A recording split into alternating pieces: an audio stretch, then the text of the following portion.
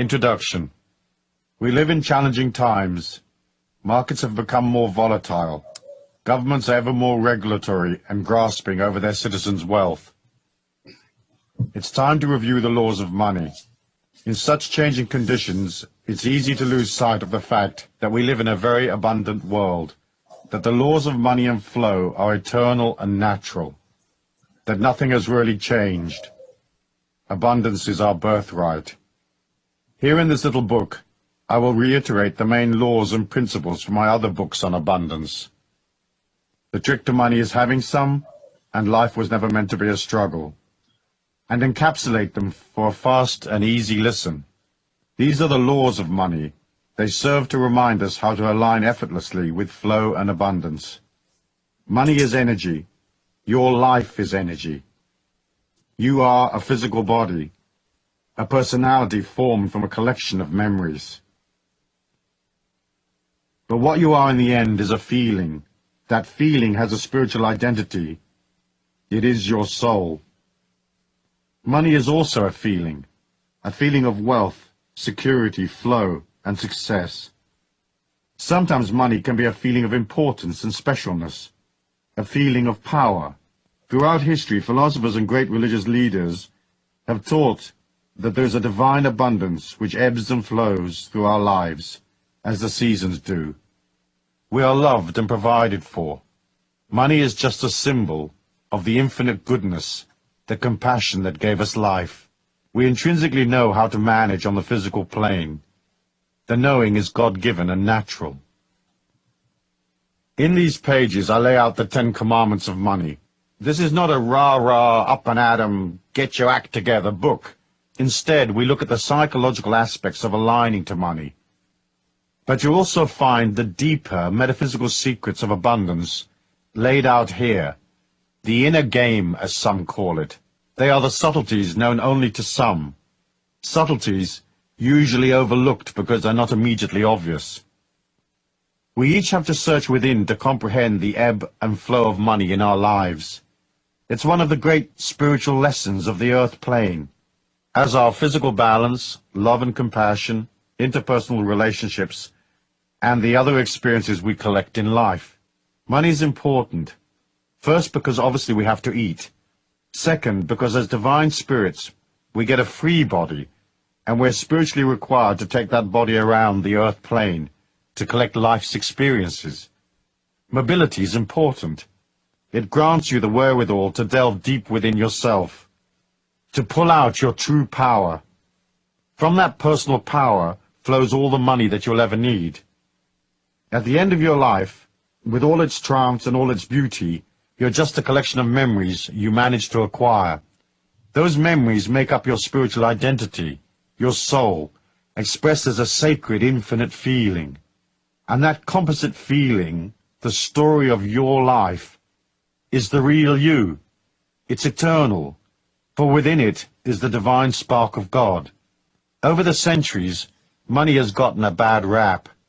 It has been associated with corruption and the misuse of power. The perception grew that somehow the rich deprived the poor, and that if you became wealthy, you disconnected yourself from love, goodness, and the God force. This is not necessarily so.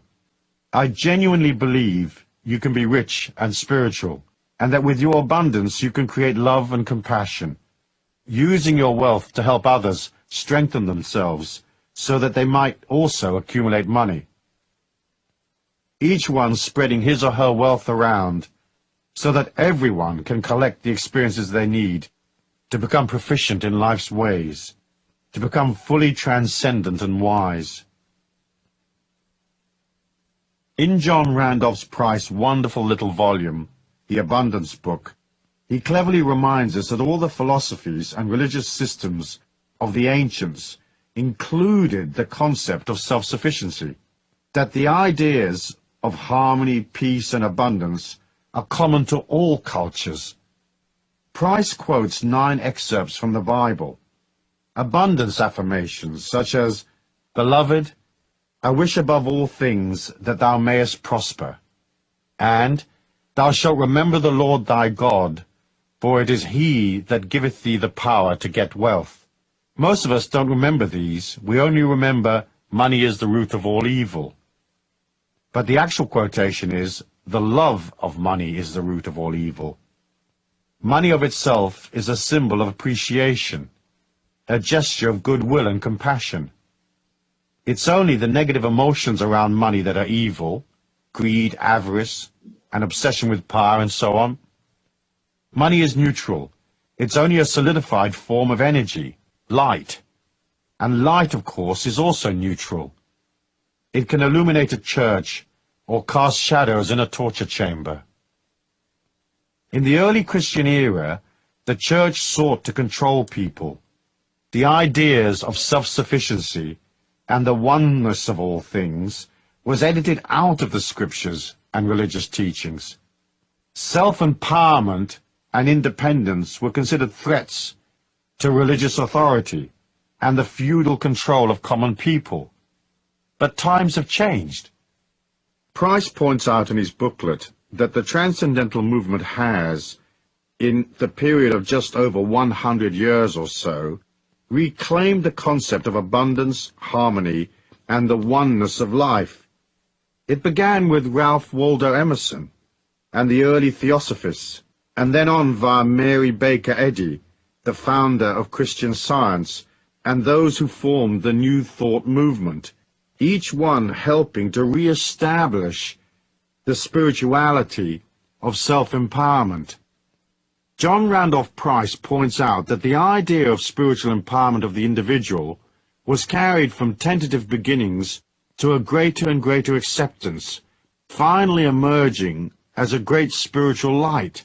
This has been carried through the decades into this century via important teachers like Charles and Myrtle Fillmore, Unity, Nona Brooks, Divine Science, and of course Ernest Holmes, Religious Science. It was these courageous forerunners who allowed the new age of enlightenment to take hold and new thought to pervade our modern societies. The ideas of self-sufficiency, abundance, and enlightenment are no longer threatening to many. People now realize that they are responsible for their own empowerment. They see that taking responsibility is a spiritual act. It allows each one the freedom to become more. For that to happen, people have to be brave, and they have to grasp the idea that they can control their lives. Accepting responsibility is an uncomfortable thing, for within that idea is the birth of the true individual. It's the only solution to our society's problems. Expecting someone else to fix our lives is silly. In the end, we need 6 billion individual fixes. In the past, we were manipulated and shamed into believing that the individual was not important, that all power and control over our lives should be handed over to the authorities, who would act as custodians of the collective good. Watching those characters manage the collective good for their own ends, often to the detriment of ordinary people, caused many to wonder if the philosophy of such disempowerment actually worked. The collective good became known, amusingly, I think, as the public interest, which turned out to be anything that suited the leaders of our spiritual, financial, and political status quo. The endless manipulation and control of our society was sold as an idea that is holy and good. After all, who could argue against the public interest? However, the idea that some brainless drone in a pinstripe suit on a massive power trip can tell you what color to paint your front door hasn't generated much interest from the general public. On the religious, spiritual front, we were sold the idea that we needed the authorities to intercede with God on our behalf. It has taken us over 1,000 years to realize that this idea is rather silly, and that we can have a little chat with God any time we like, without asking permission or hiring a spokesman. What's cool about the modern Christian churches is that they don't say you have to go through them to get to God. Instead, they teach people to empower themselves. Of course, the concept of taking responsibility and empowering yourself and granting yourself the freedom to guide your own spiritual destiny are radical ideas which are still taking shape. Look at our Western democracies. In theory, they are free. But in reality, what freedoms do we have? There are millions of rules that empower the authorities while milking the citizens and controlling every aspect of our lives. I often say you are free as long as you don't want to do anything. The minute you get a creative money-making idea, the political system jumps in with you. In true mafia style, they become your silent partners. You get the work and the risk, and they effortlessly get a large chunk of the reward while placing 100 hurdles in your way. In Europe, where institutional control was invented for the most part, self-empowerment still isn't considered cool. The idea that you might want to make money, become abundant, and direct your life is still regarded as brutal, egotistical, and rather nasty. Anyone headed in such a direction will have to plow through endless negative waves of antagonistic opinion. They will have to be brave and face the manipulators, who heap shame and ridicule on anyone who seeks to break out of the straitjacket of the old mindset. Still, we haven't lost heart. Our time has come, and the rules of money are simple. It's not too hard to quietly thread your way through the morass of nonsense, to still make it and become free. Millions of energetic people have done it, in spite of the system. The new idea is here.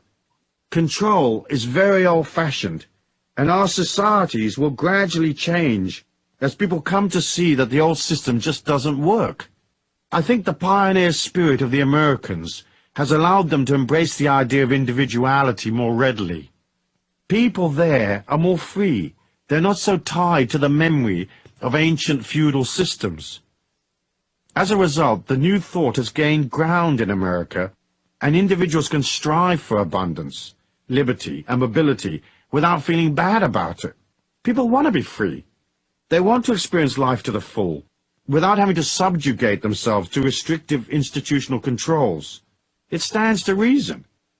Yet even in America, a push-pull process has been going on for 50 years between the old-style forces of control and the new ideas that seek to liberate. The advantage Americans have is that they aren't subjected to the shame inflicted on ordinary Europeans who seek self-empowerment and wealth. That fact allowed progressive religious leaders like Ernest Holmes to form Christian churches which taught self-empowerment. These progressive modern churches have radically changed the old ideas. They, more than anything else, have given birth to the Age of Enlightenment.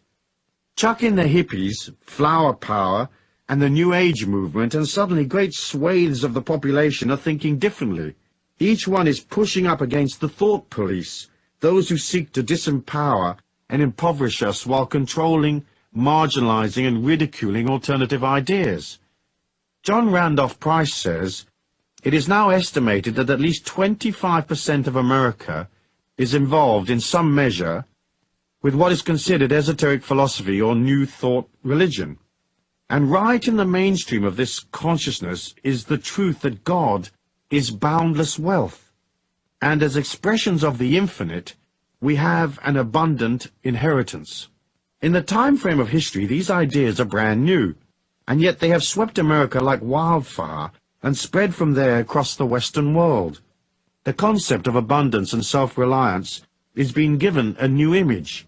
Teachers have carried out the new idea, saying it's okay for individuals to take control of their lives, and wealth, when used sensibly, is spiritual, desirable, and above all, natural. That's not to say that poverty is necessarily unnatural, for some are born into difficult situations where they lack opportunity or education. Yet we can all rise, no matter how humble our origins, for money is energy, and generating energy requires nothing except enthusiasm. We should also remember that the inability to align to money in abundance is not a misfortune, nor is it necessarily bad luck, or a sad karma that you've been lumbered with.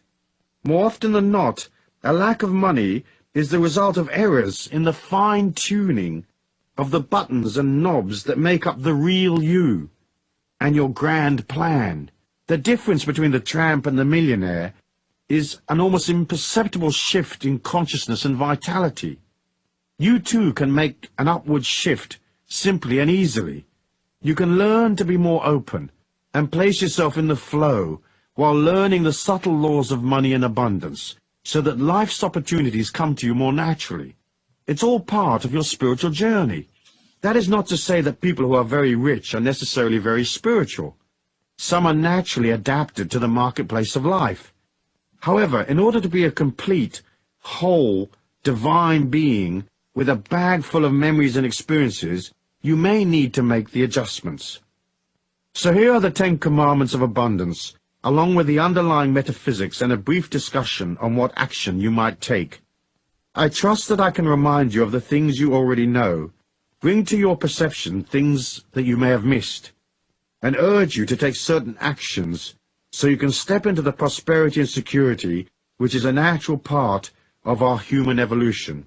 Yes, the rules and regulations of life can make things a bit harder, but if you have the knowledge, it becomes easy once more. By the end of this little book, I hope I will have convinced you of that. In addition, I hope that you will see that in some instances, compassion can be described as the manifestation of love in action, and that money is, in part, the fuel by which you express a greater compassion, by transcending a poor self-image, loving yourself, being there for others, and being grateful for the immense gift that has been bestowed upon you, the first and greatest gift you will ever receive, the gift of life. The law of abundance is natural and God-given. Concept. Since the beginning of time, philosophers, visionaries, and great spiritual leaders have talked about the natural abundance of our planet. The difference between being aware of our natural abundance and owning a hefty portion of it is one of the main spiritual lessons we come to the earth plane to learn. It is the art of controlling energy and manifesting your thoughts and ideas. We live in a 3D world that reflects back to us the energy, words, feelings, and thoughts we put out. We're not all well versed in the manifestation technique, and it takes us time to learn it. But that of itself is a great blessing. Imagine a world where everything you thought, felt, or said suddenly appeared in front of you. Sure, you could materialize $1 million on the kitchen table in 30 seconds flat, but each time you had a disquiet or a fear, you would also have a monster standing up against the refrigerator trying to eat your lunch. We come into this sluggish 3D world with the blessing of a special protection. We can have thoughts and feelings that don't instantly materialize in front of our eyes, as they do in some of the spiritual dimensions I've experimented in via the out-of-body state. So the fact that you can't just materialize money may seem a hindrance, but it's also a part of a greater protection, which allows you to learn the art of manifestation without getting hurt in the process. It isn't hard to see the abundance of our planet. You only have to look at the fruit trees in the fall, the lushness of life. We know that money is not rare, and that abundance is natural.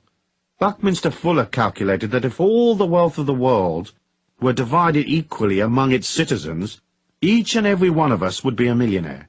It's natural, therefore, for everybody to be abundant. Our natural state is rich. The thing that gets in our way are the feelings of lack, despair, confusion, and the inability to master the marketplace of life. More often than not, we get in our own way by placing in our thinking obstacles, detrimental ideas, and strange resentments that we have to clamber over to get to the honeypot.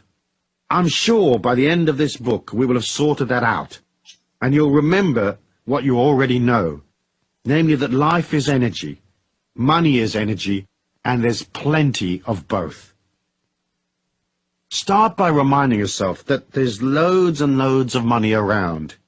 Perhaps it sounds a bit silly, but you ought to begin every day by telling yourself there is no shortage of money. In fact, there are untold trillions of dollars, yen, pounds, D-marks, and so on swishing about, more than you could ever spend. It's vital to understand that, and to remember that there are millions of millionaires.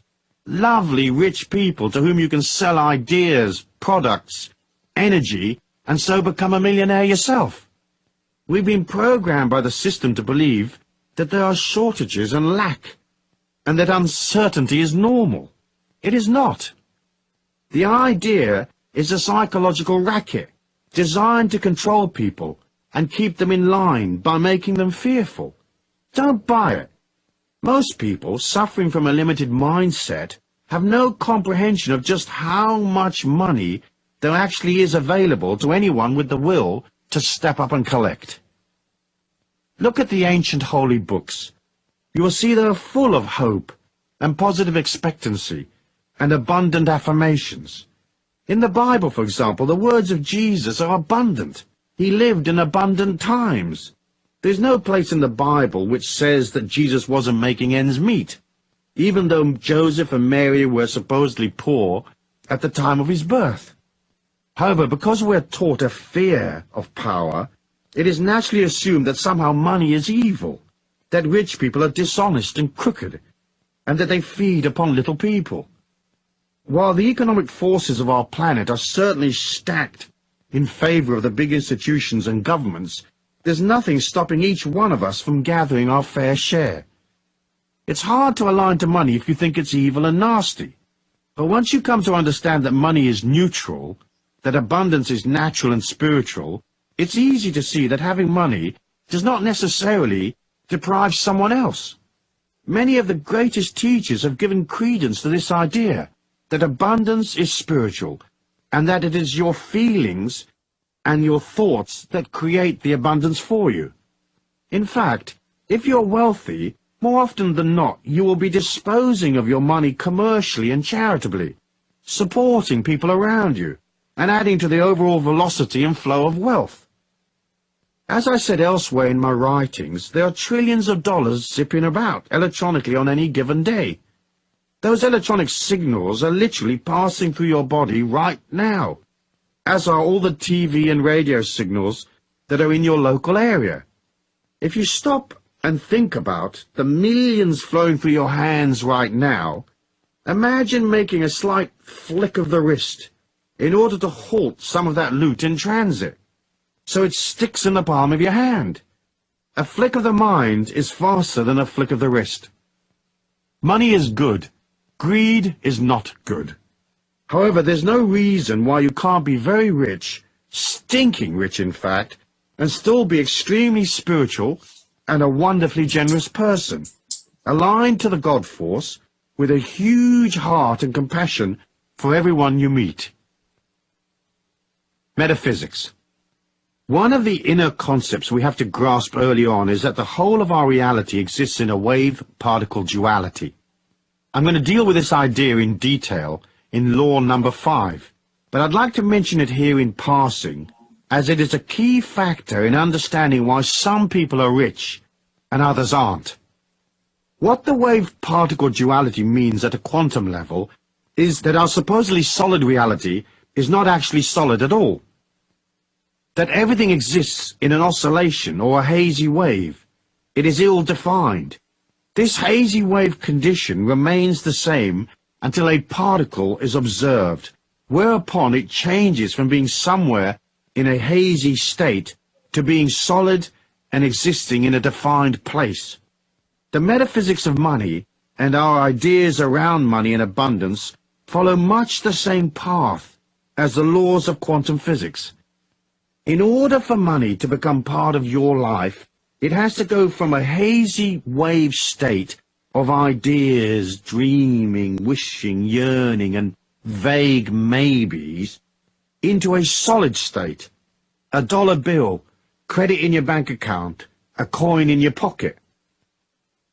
If you can convince yourself at the very deepest level of your being that there is no lack, no unfairness, no discrimination, that making money isn't hard, you suddenly open yourself to greater wealth.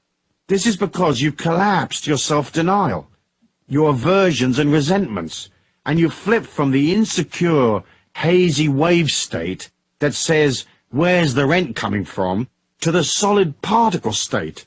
Suddenly you know it's coming, because the check's in your hand. In collapsing your hazy wave money dysfunction, you open yourself to endless points of abundance. This simple click of the mind opens the door metaphysically. Remember, all points of abundance, points in our 3D reality where money is actually delivered, where transactions take place, are solid particle states, not hazy waves. So to make the manifestation process work for us, we have to put aside all our hazy wave ideas of lack. We have to become centered and aligned to the solid symbols of abundance. We have to know we can do it. When thinking about your money flow, say to yourself this: there is a way, and I will definitely find it. This affirmation works well for most all of life's little problems. Action. Take a little time over the next few days to stop and concentrate on things that you consider to be manifestations of abundance. Go to places where wealthy people hang out. Look at the symbols of their wealth and affirm the abundance of this earthly dimension is holy and good. Yes, money can be used for evil purposes, but in itself it has no energy. To make your feelings right, you've got to agree that abundance is natural. You can't look at abundance with anger or envy. You can't become abundant if you exclude yourself. So when you see a person in a limousine wearing fine clothes, if you say consciously or subconsciously, "What a rat! That lifestyle's not for me. Poverty is holy and good," you deny your potential. It isn't easy for most ordinary people to look at extreme manifestations of wealth and join in the idea. The ego is too racked with jealousy or inadequacy and judgment. We'll look at a palace and we'll say, "That's not my kind of house." We'll see expensive things and say, "That's far too much for me."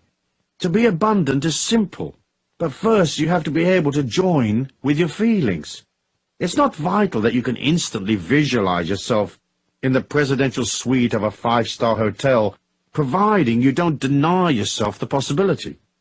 In other words, you may say, "I don't have to stay at the Grand Hotel, but it's certainly something I could take in my stride. It's certainly something that I'm pleased exists. Moreover, I'm thrilled for the people checking into the presidential suite right now."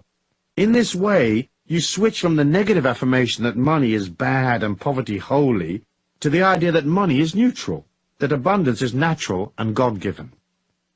So, acknowledging abundance as a daily affirmation is a part of your disciplined action plan. Make a point of noticing the plum tree full of fruit. Gaze at fields of wheat. Meditate on the endless rows of vegetables at the supermarket. Accept the warmth of the sun as it rises each morning, and engage your childlike self in awe at the abundance of stars in the night sky. Now do this. Get a 7-day candle, one of those votive candles in a glass jar, and place it in the southwest corner of your home.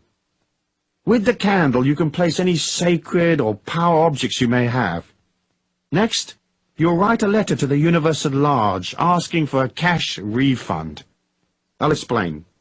In this lifetime, you've worked, and you've helped people, and you've loved and cared for them, and you've generated good energy, much of which you didn't get paid for because naturally you didn't expect to get paid for kindness. But you're entitled to a cash return for all that love and energy you put out, but only if you ask for it. So ask. Tell the universe, "Hey, I've done this and that, and I've worked diligently on myself, and I've helped others. And as money is only energy, and I've put out loads and loads of energy, I want a return of that energy, a refund, and I want it in cash and right away, or anyway, as soon as possible." Add a sentence that says you love and believe in yourself, that you love and believe in others, that you know the world is abundant, and that you feel worthy and entitled to your cash refund. Light the candle and put the letter with it. Then each day visit your sacred spot and ponder on the imminent arrival of your refund. Do this until your refund appears, restating your affirmations and replacing the candle each week for as long as is necessary.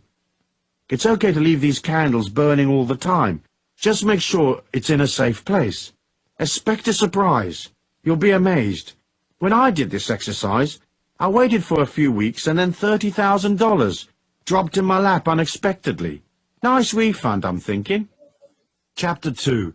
The Law of Flow. Concept. Everyone can get their head around the idea that abundance flows. We watch it daily, flowing and not flowing. Here's the subtle trick to being in the flow. But first, let me remind you that a positive attitude goes almost without saying. The more you moan and affirm you don't have enough money, the more it slips from your grasp. Maddening, really. For when it slips away, that of itself becomes a negative affirmation of how unfair the system seems to be. Of course, it isn't unfair. It's just energy in motion, responding to feelings. To those that have, more shall be added, and to those who don't have, a chunk will be taken away. So the first rule of flow is to constantly tell your mind you are rich. There are many manifestations of wealth that aren't necessarily cash. Love, friendship, nature, sweet sensations, pleasing emotions, etc., etc. Rich is a way of viewing life. So tell yourself, I want to view the world with a kindly eye. I want to view it richly. Remember, your unconscious mind, the powerhouse of your soul, doesn't know if you're rich or not. If you tell it you're rich, it will accept that as gospel. You have to believe in luck and flow and goodness, even when cash-wise, things might be bloody awful. Perhaps it goes against the grain, but if you see your affirmations as just that, affirmations, you can affirm your abundance and good fortune even when things look a bit dodgy. The poorest person has things to be thankful for, so affirming your abundance is an act of gratitude and humility, as well as a way of keeping yourself in the flow. People get into trouble understanding flow because they can't tell the difference between effort and struggle. So they'll get an idea and everything tells them it's not working, and yet they plug away, doggedly going through the agony of it all, because someplace back there somewhere, someone told them that whacking their head against the wall was an honorable way of conducting themselves. Not quite so. Struggle causes a lot of pain, because it involves a lot of negative emotion. Struggle is also very hard work. All ideas that are holy and good and honest, ideas that serve humanity and yourself, will have a positive energy of their own. When you head out to materialize a money-making plan, it will gather momentum. It's as if the universe at large leads you step by step, showing you the way. That's flow. You meet the right people. You sit in the right seat on the plane, and next to you is the very person you need to connect with. It's a wonderful thing watching flow in motion. We all know what it looks like. When it's working, the trick is to be able to pull back when things aren't flowing. As I said in my little book, Life Was Never Meant to Be a Struggle, struggle is effort laced with emotion. As humans, we are required to exert effort to get things done. So if you're cycling up a hill delivering loaves of bread, you'll expend calories pedaling. Effort is natural. When one's energy expenditure gets wrapped in loads of negative emotion, that's when you flip to the unnatural, from effort to struggle. At that point, you should pull back and ask yourself loads of simple questions, questions that highlight silliness. Of course you need perseverance when times are tough, but perseverance mustn't trip you into negative emotion. That will destroy your dream real quick. So if things aren't flowing, watch the signs very carefully. What little adjustments can you make to get things moving? Is your plan realistic? Do you have the wherewithal to pull it off? Are you missing some component? If you're missing a piece of the jigsaw, what does that piece look like? Is the piece inside you, or where will you get the bit you need? It's okay to go up the path a little way, only to discover it's not right for you. As long as you realize when things aren't working, and pull back. The trick is to evaluate and ask yourself, is this a stupid idea or not? Am I going about it arse backwards or what? Do I need this suffering, or is my suffering voluntary? Remember, it's not a defeat to pull back when things aren't right. You can always wait for things to change. The fool plugs away regardless of the signs. If you are aware, you'll pull back, or perhaps continue slowly forward, watching carefully, making adjustments as you go. Remember, don't be impatient. Things always take longer to materialize than you think they will. That's because our minds can move faster than the 3D reality in which we all exist. Also, it's okay to make mistakes. It's okay to fail sometimes. See these as mini-seminars you attend to teach you the tricks of life. Of course, the main trick is to be flexible and easygoing and light-hearted, and to learn, learn, learn. Life's a seminar. We learn by stuffing it up. So be kind to yourself. Although flow often seems a form of magic, it actually stems initially from order and planning. It's much easier to experience a great good fortune when you're organized and ready and able to receive the abundance due to you. So ask yourself, am I ready? If someone shows up right now with my special opportunity, can I respond? Am I flexible? Can I move and go in an instant? Flow is energy in motion. So you have to become the embodiment of energy in motion, i.e. flexible, fluid, and fast on your feet. In passing, let's look at risk and reward. To make money, you will have to take risks, even if it's just your time on the line. The key to risk-taking is knowledge. For example, gambling is betting on an unknown outcome. Investing is betting on known possibilities. The difference is knowledge and the quality of your information. So when the amateur blackjack player is pitching his money on the run of the cards, he's gambling. But the professional card player has knowledge and additional information. He can count cards as they come past and make informed decisions about what is to happen next. He's not gambling. He's investing his money in a planned and reasonable way on what might seem to others a random outcome. His knowledge and ability change the random nature of the game into one of near certainty. He is not struggling, he's working, just as the croupier and cocktail waitress are working. So struggle can be avoided by collecting information, lots of it, learning and watching and topping up on your game of life. Moving through life with ability and knowledge, you go from gambling on life to investing in life. We all have to accept risk. Crossing the street is a risk, just one we're used to. The trick is to have enough information so that you're betting on outcomes that are almost certain. When the outcome isn't certain, you ought to design your involvement to ensure there's an easy and inexpensive escape route. Remember, as I've said before elsewhere, never go into anything without figuring out where the exit is. Never commit until you have to, and not until you have enough information. Try to make sure there's a back door to whatever commitment you make, unless, of course, you're very, very sure of your involvement.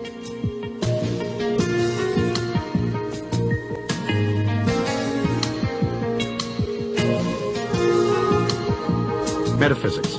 The metaphysics of flow is easy to comprehend. You figure it with your feelings. Your feelings are enormously powerful. They are your extrasensory perception. The mind can deduce from what it already knows and guess at an outcome. And millions are lost every day using this intellectual guessing method. But your feelings are more accurate, for everything is energy. So any deal or investment or any involvement with others has an energy of its own. That is its thumbprint, if you like. Use your feelings to stay in the flow and keep away from trouble. Remember, if an idea feels wrong, it is wrong. That's not to say that you should trash a deal whenever you have a moment of disquiet. It's just to say, if suddenly there's an energy shift, you're in tune with your feelings. That shift will alert your feelings. When something feels odd, stop and notice and take stock. Your feelings guide you away from trouble. Half the trick to making money and being in flow is staying away from deals that don't work. It's the deals you walk away from that make you rich, as much as the successful deals. So put your feelings into everything. Meditate and become a satellite for your subtle feelings. The way to build up your sensitivity is to ask, ask, ask. Constantly refer back to your feelings to confirm your direction. If you're in a meeting, mentally reach out to the other people there and imagine your arm extending to touch them in the heart.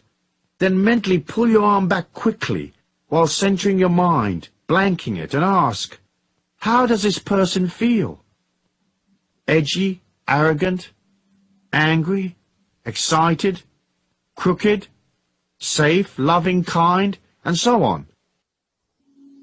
Your first impression will be the correct one. The litmus test to referring to your feelings should be used many times a day. Energy shifts constantly, so you'll want to be aware, especially when dealing with other people. How does this situation or person feel right now? How is it different from the way it felt last time I checked in? Is this deal I'm considering for real? Or has something changed? What's the upside? What's the downside? Is the downside far greater than the upside? Is the risk worth taking? Then ask yourself how you feel. Are you happy, comfortable, flowing along, or is there something bothering you? Staying in the flow is only really a matter of staying close to your feelings. Struggle comes from a lack of awareness of self and from poor quality information. It is also compounded by the inability to turn back when the energy on a particular path peters out. Stay in the pocket. Be aware, shift and change. And never get into anything you can't walk away from. Keep these rules and you will always be in the flow. Action. The action of flow is one of being alive and aware, ready to step forward fearlessly. You have to move towards your target, so do something each and every day that improves your situation and takes you closer to your dream. Sometimes that action may just be a simple thing that grants you more stability or more order, like perhaps you take a day out to tidy up your paperwork. Order of itself is a positive thing, is it not? Rarely do opportunities find you. Usually you have to be moving towards them. So heighten your ability to stay in the flow by heading out, talking to people, making contacts, stepping out from where it's safe and cozy, pushing against your comfort zones, reaching out. That's how the faucet of flow is turned on, by generating energy each day so that the universe at large can engage its magnificent laws and deliver to you even more energy. Try this. As well as moving towards your goals physically, through action, say, simultaneously clear a path on an inner level by blowing love and light out ahead of you. For example, if there's a person in your way, your boss say, start every morning by sitting quietly and seeing her or him in your mind's eye. Bring them up close to you so you're almost eyeball to eyeball. Then breathe a long breath in and expel that breath out into their heart. No matter how antagonistic you may feel, send them light and love. Do that ceremoniously 11 times. They will change. You'll see. If you need them out of your way, don't wish them harm or evil. Just do this. After you finish the 11 breaths, visualize them very small in the palm of your hand. Look down on them from above. Look at them standing there in your hand, an inch high, say. Then hold your hand up to your mouth and expel a short, sharp breath at them. Literally, blow them away, saying, I release you with love and light. Go in peace to your highest good. But go!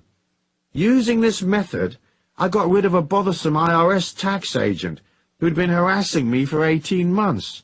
A few days of this metaphysical hurricane, and he quit the service. The next bloke assigned to my case was so overworked and confused and stressed out that he closed my file with no more objections. If, say, you're off to an important meeting today, breathe in the location if you know it.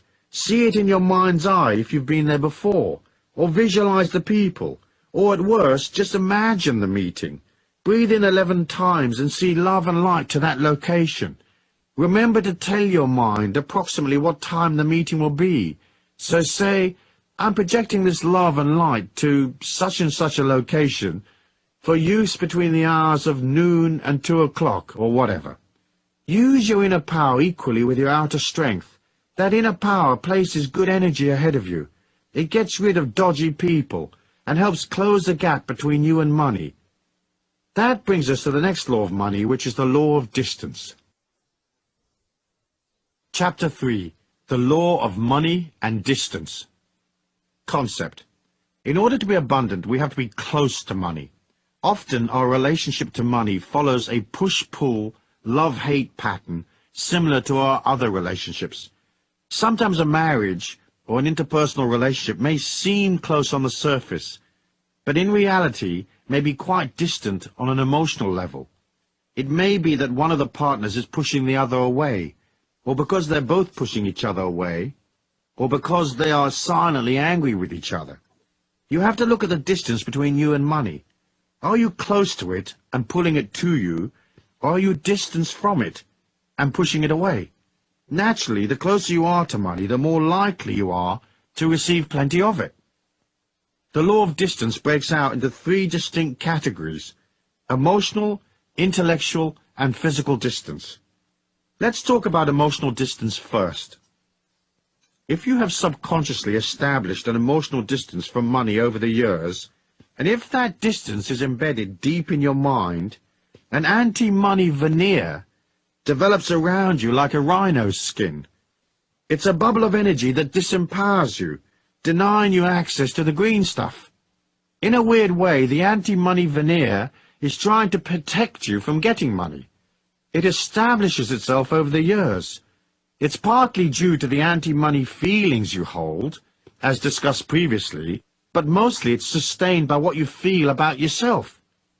I'll deal with that in more detail when I talk about money and love in law number 10, but one example is self-hate. If you don't respect yourself, it's hard for people to grant you worth, so people will always undervalue you. If, say, you've always felt yourself to be an outcast, you may exclude yourself from the marketplace of life because you've excluded yourself socially. You may find you're always too late for the real money. You just missed the boat because your energy isn't inclusive enough. Not being able to include yourself, you find a subtle way to deny yourself the very thing you want. Meanwhile, you may still act out the chase, trying for the deal but not quite making it. This way you can feel okay about your efforts. You can kid yourself you tried real hard, but deep down you had your inner sabotage program ready to kick in. It's the mind's way of falsely endorsing itself, saying, I tried hard, so I must be righteous and good. And I've only just missed. What bad luck. It's not my fault. You see yourself as an honorable struggler, denied through no fault of your own. Many believe that asking for money is unholy or wrong. Most won't even admit they want the money that they're asking for. Weird. Our society is pre-programmed to keep us all poor. We don't have to ask for oxygen, and money is a type of oxygen. You can't operate out of, if I don't breathe, will you love me? If I don't charge you, will you consider me holy and good and a nice person? Will you accept me? If asking is an issue for you, practice, practice, practice. Start at the bathroom mirror. Imagine your customers, boss, whoever, there in front of you. Imagine them asking you, how much do I owe you? And see yourself smiling as you pause to mentally double your prices. And listen while you say unashamedly, $30,000, thank you. See your hand out, waiting to receive your self-worth in the solid particle form. Once you realize that the emotional distance between you and money might have occurred because you acted against yourself in the past, disempowering your chances, establishing a distance between you and money, you can fairly easily click your mind and start including yourself. A good thing to do as part of your abundance affirmation is to include yourself in socially.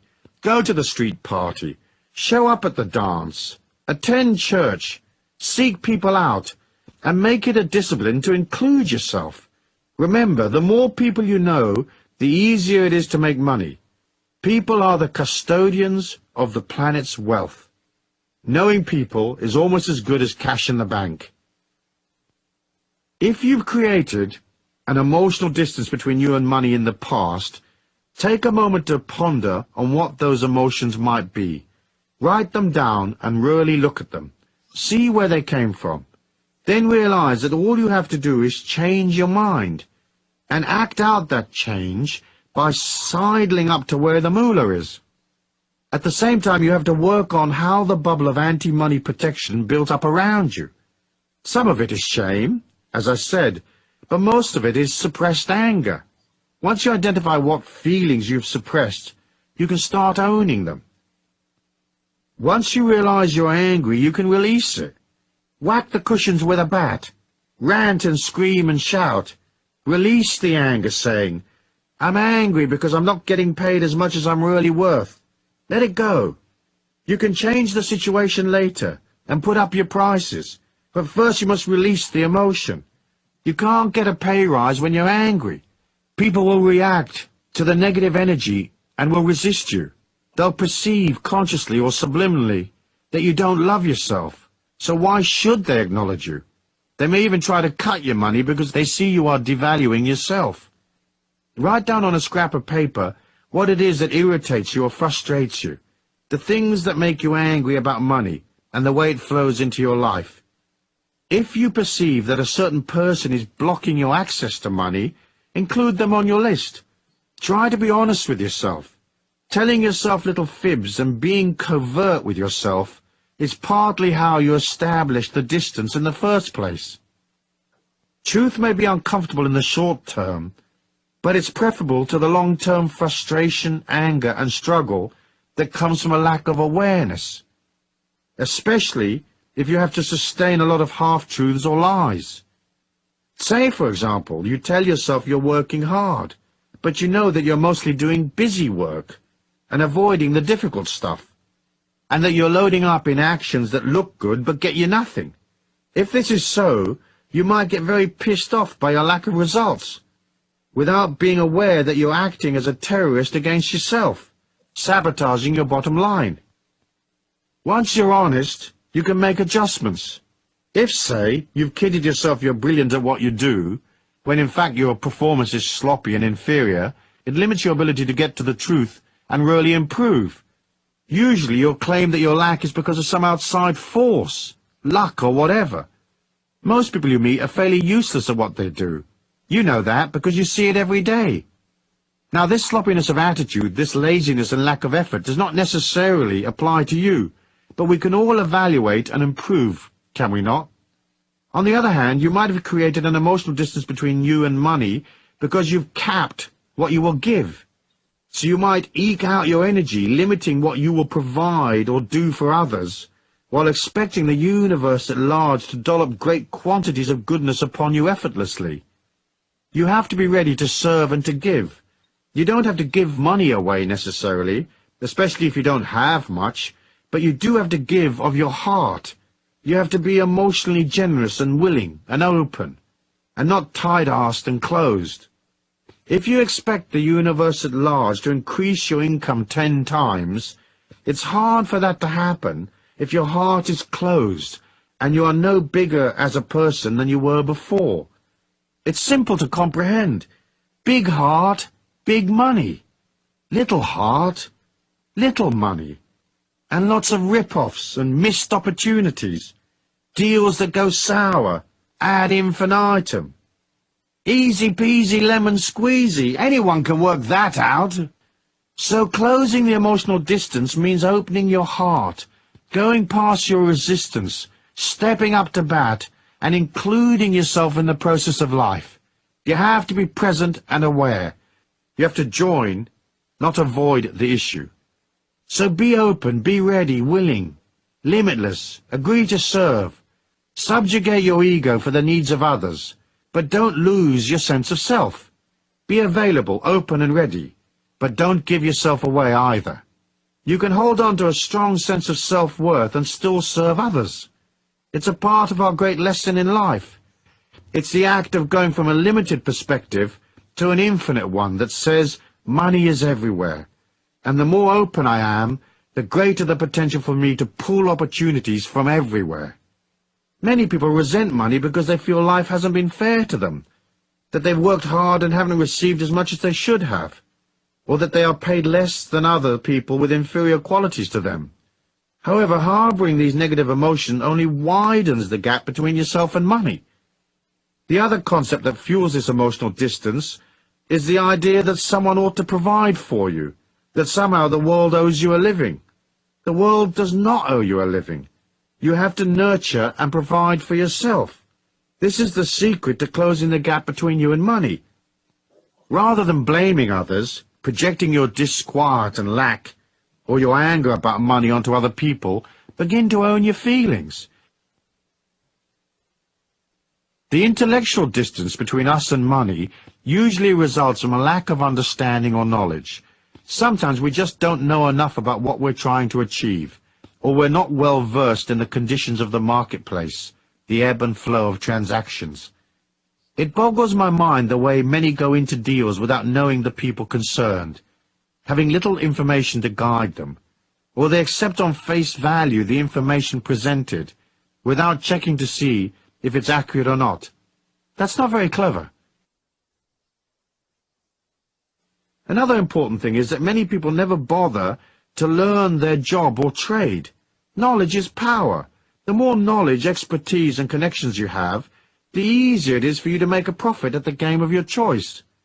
So if you're a commodity trader, for example, and you specialize in pork bellies, you're in a worldwide casino that's betting on the ups and downs of pork belly prices. You should be up to date on what's happening at the piggery. You should be well connected with institutions in the trade and in the flow of information. And you should know how to get hold of information independently and quickly. It's difficult to compete against a casino that is better informed and better financed than you are. To survive in the commodities market, you need as much expertise as possible and a good dollop of luck. Most people lose. You're up against the pros.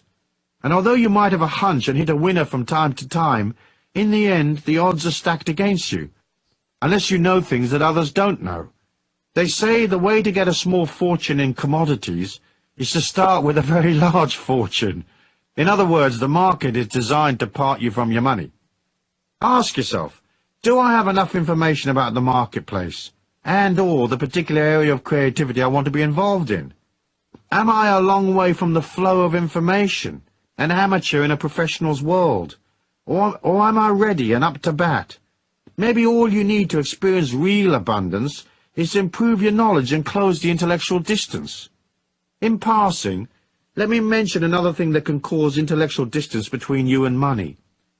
There are a lot of money snobs out there, people who believe money is beneath them, that it's not stylish or proper to go for the cash.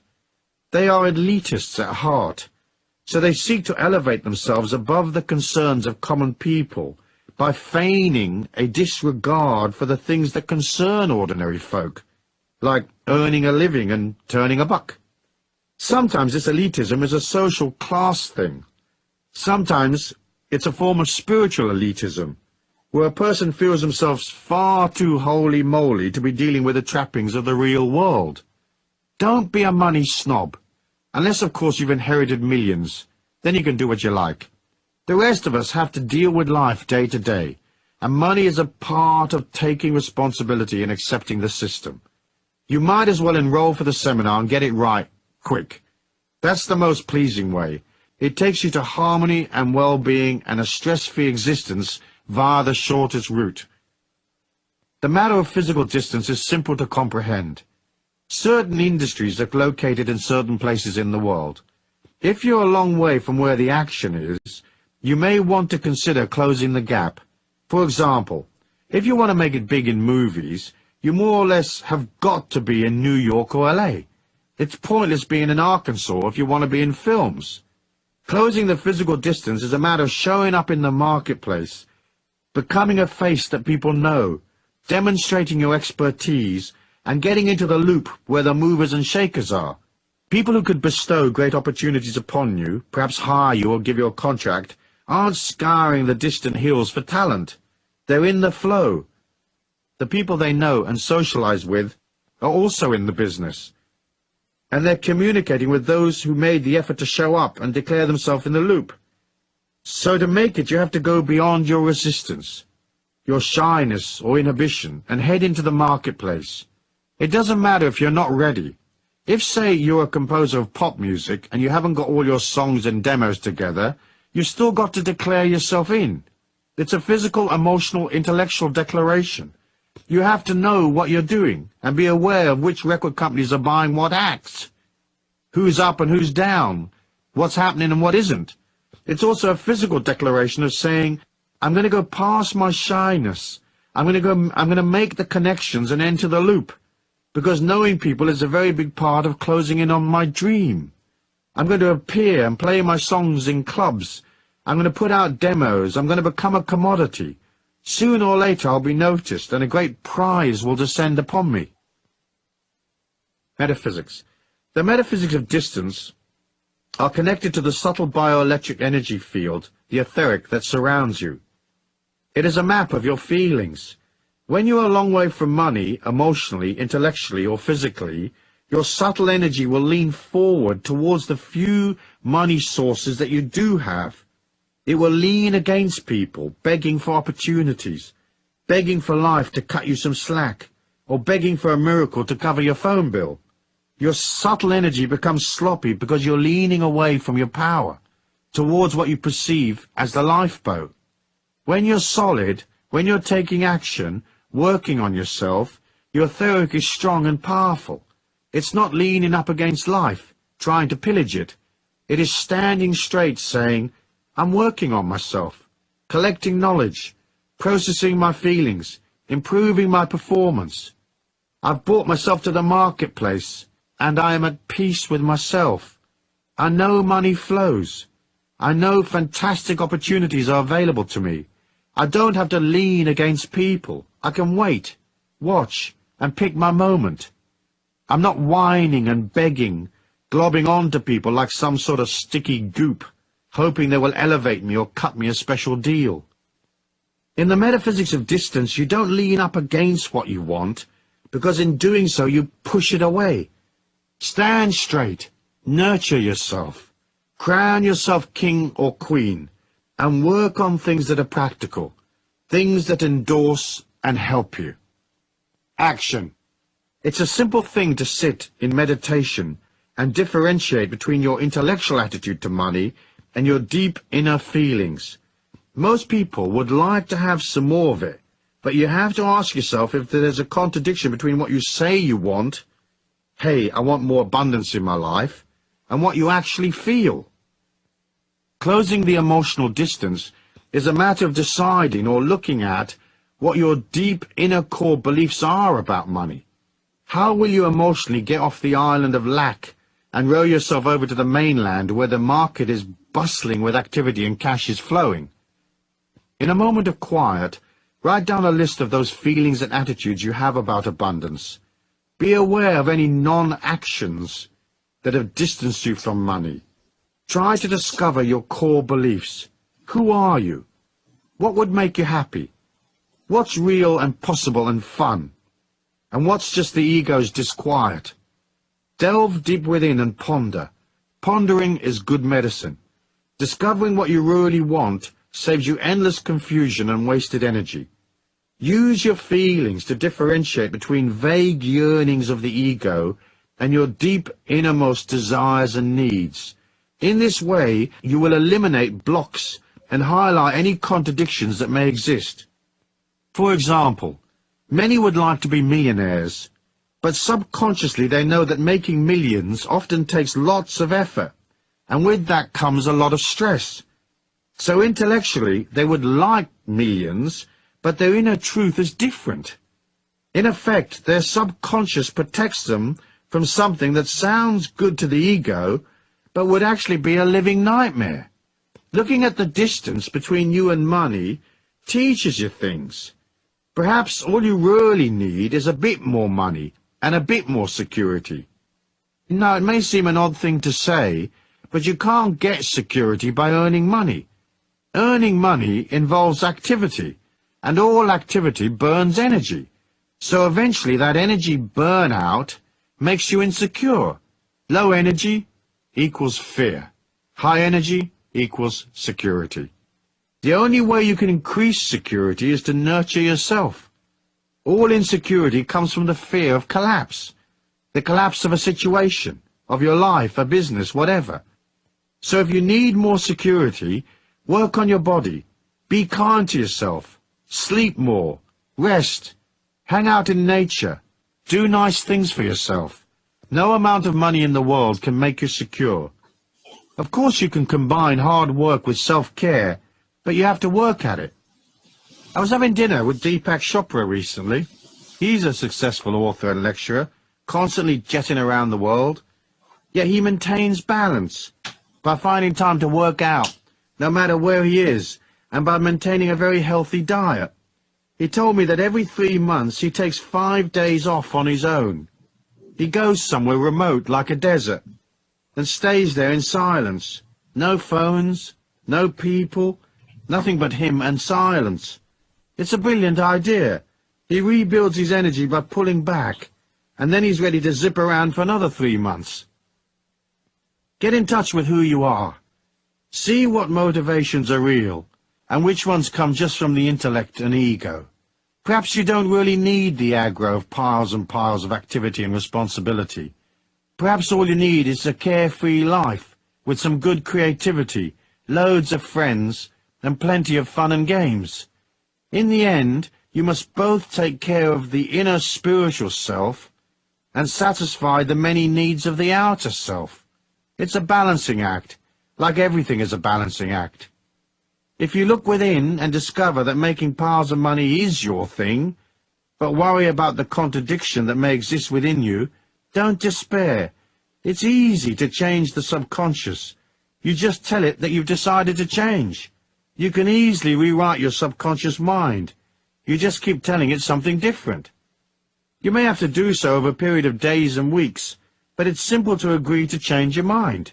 It's also easy to see that abundance comes from closing all of the gaps. That idea of itself gives one a lot of hope and determination for the future.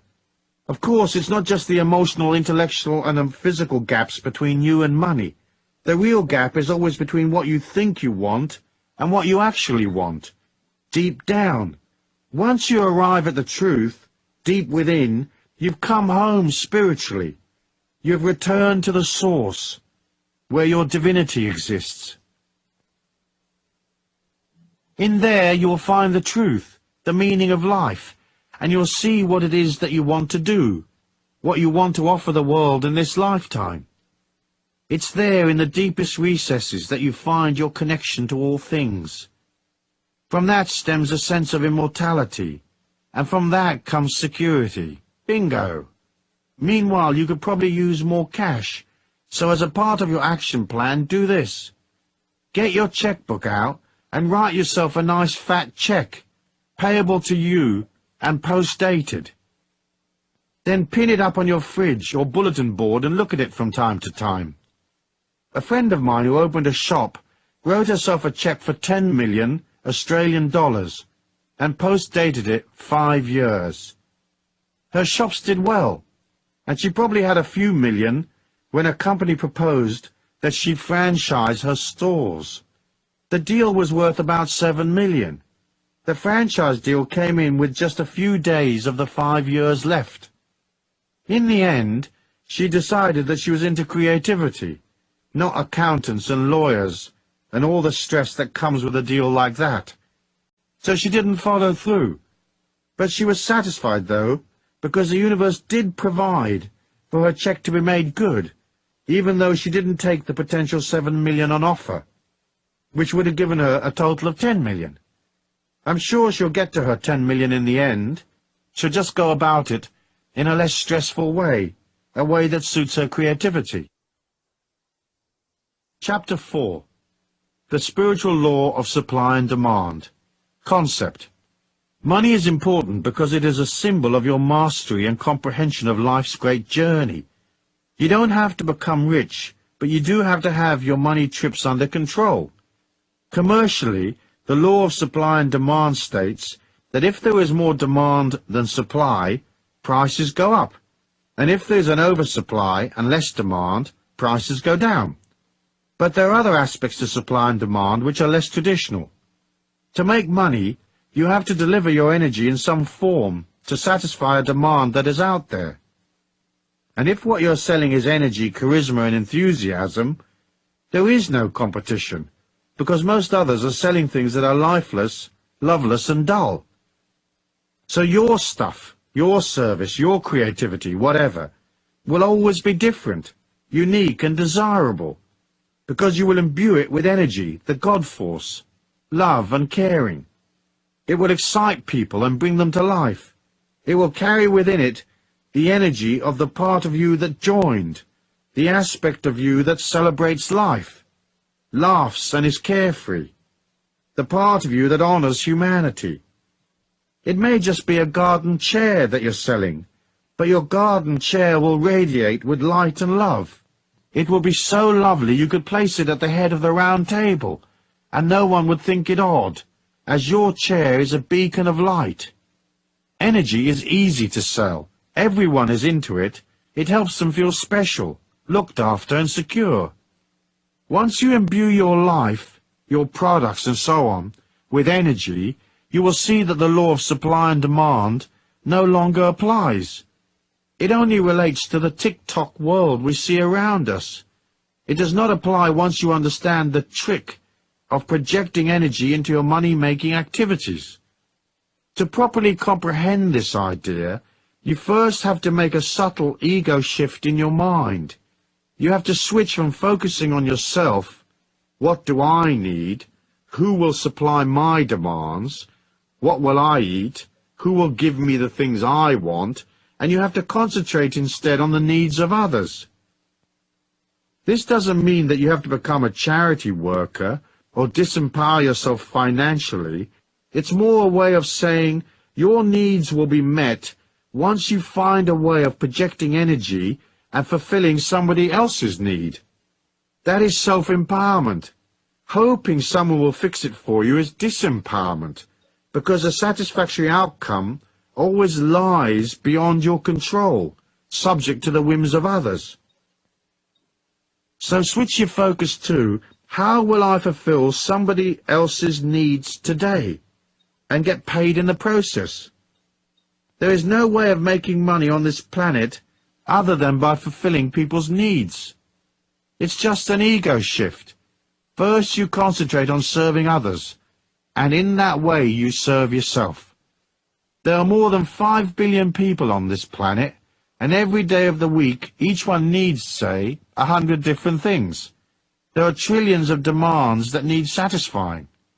So rather than look at supply and demand from a position of insecurity and lack, you can see it from the other side of the coin. There is a perpetual oversupply of demand. If you can't give people one thing imbued with an energy that shines like crazy, you sure as hell can find something else they'll want. When you're selling energy, you're selling light, so your possibilities are infinite. What will you supply? The things that humans buy come in 3 categories. They buy services, knowledge, or products, nothing else. You can raise your energy, you can change your consciousness, you can align to the divine abundance in all life, but when people are attracted to what you are, you have to have a knowledge, a service, or a product to sell them. Simple, really. By concentrating on what people need, you become abundant. When you look at the marketplace of life, isn't it true that so many products don't work? How many restaurants have you eaten in that are not clean or customer-oriented? How many businesses exist just to screw people, rather than to love them and satisfy their needs? There are so many shoddy products and rip-off merchants who haven't clicked into, how will I fulfill my customers' needs? Often, a customer's needs may just be an emotional need to talk to you about their life while you're selling them something. However, in order to get this supply and demand thing down right, you have to think in terms of energy, and you have to be clear what you will sell people.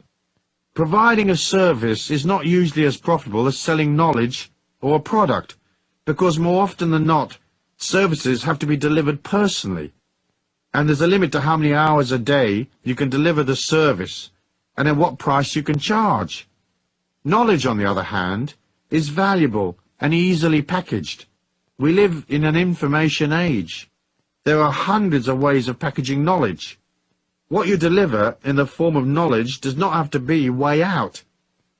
It just has to be presented concisely, inexpensively perhaps, and with originality. If you have knowledge that people want, you can quickly become wealthy.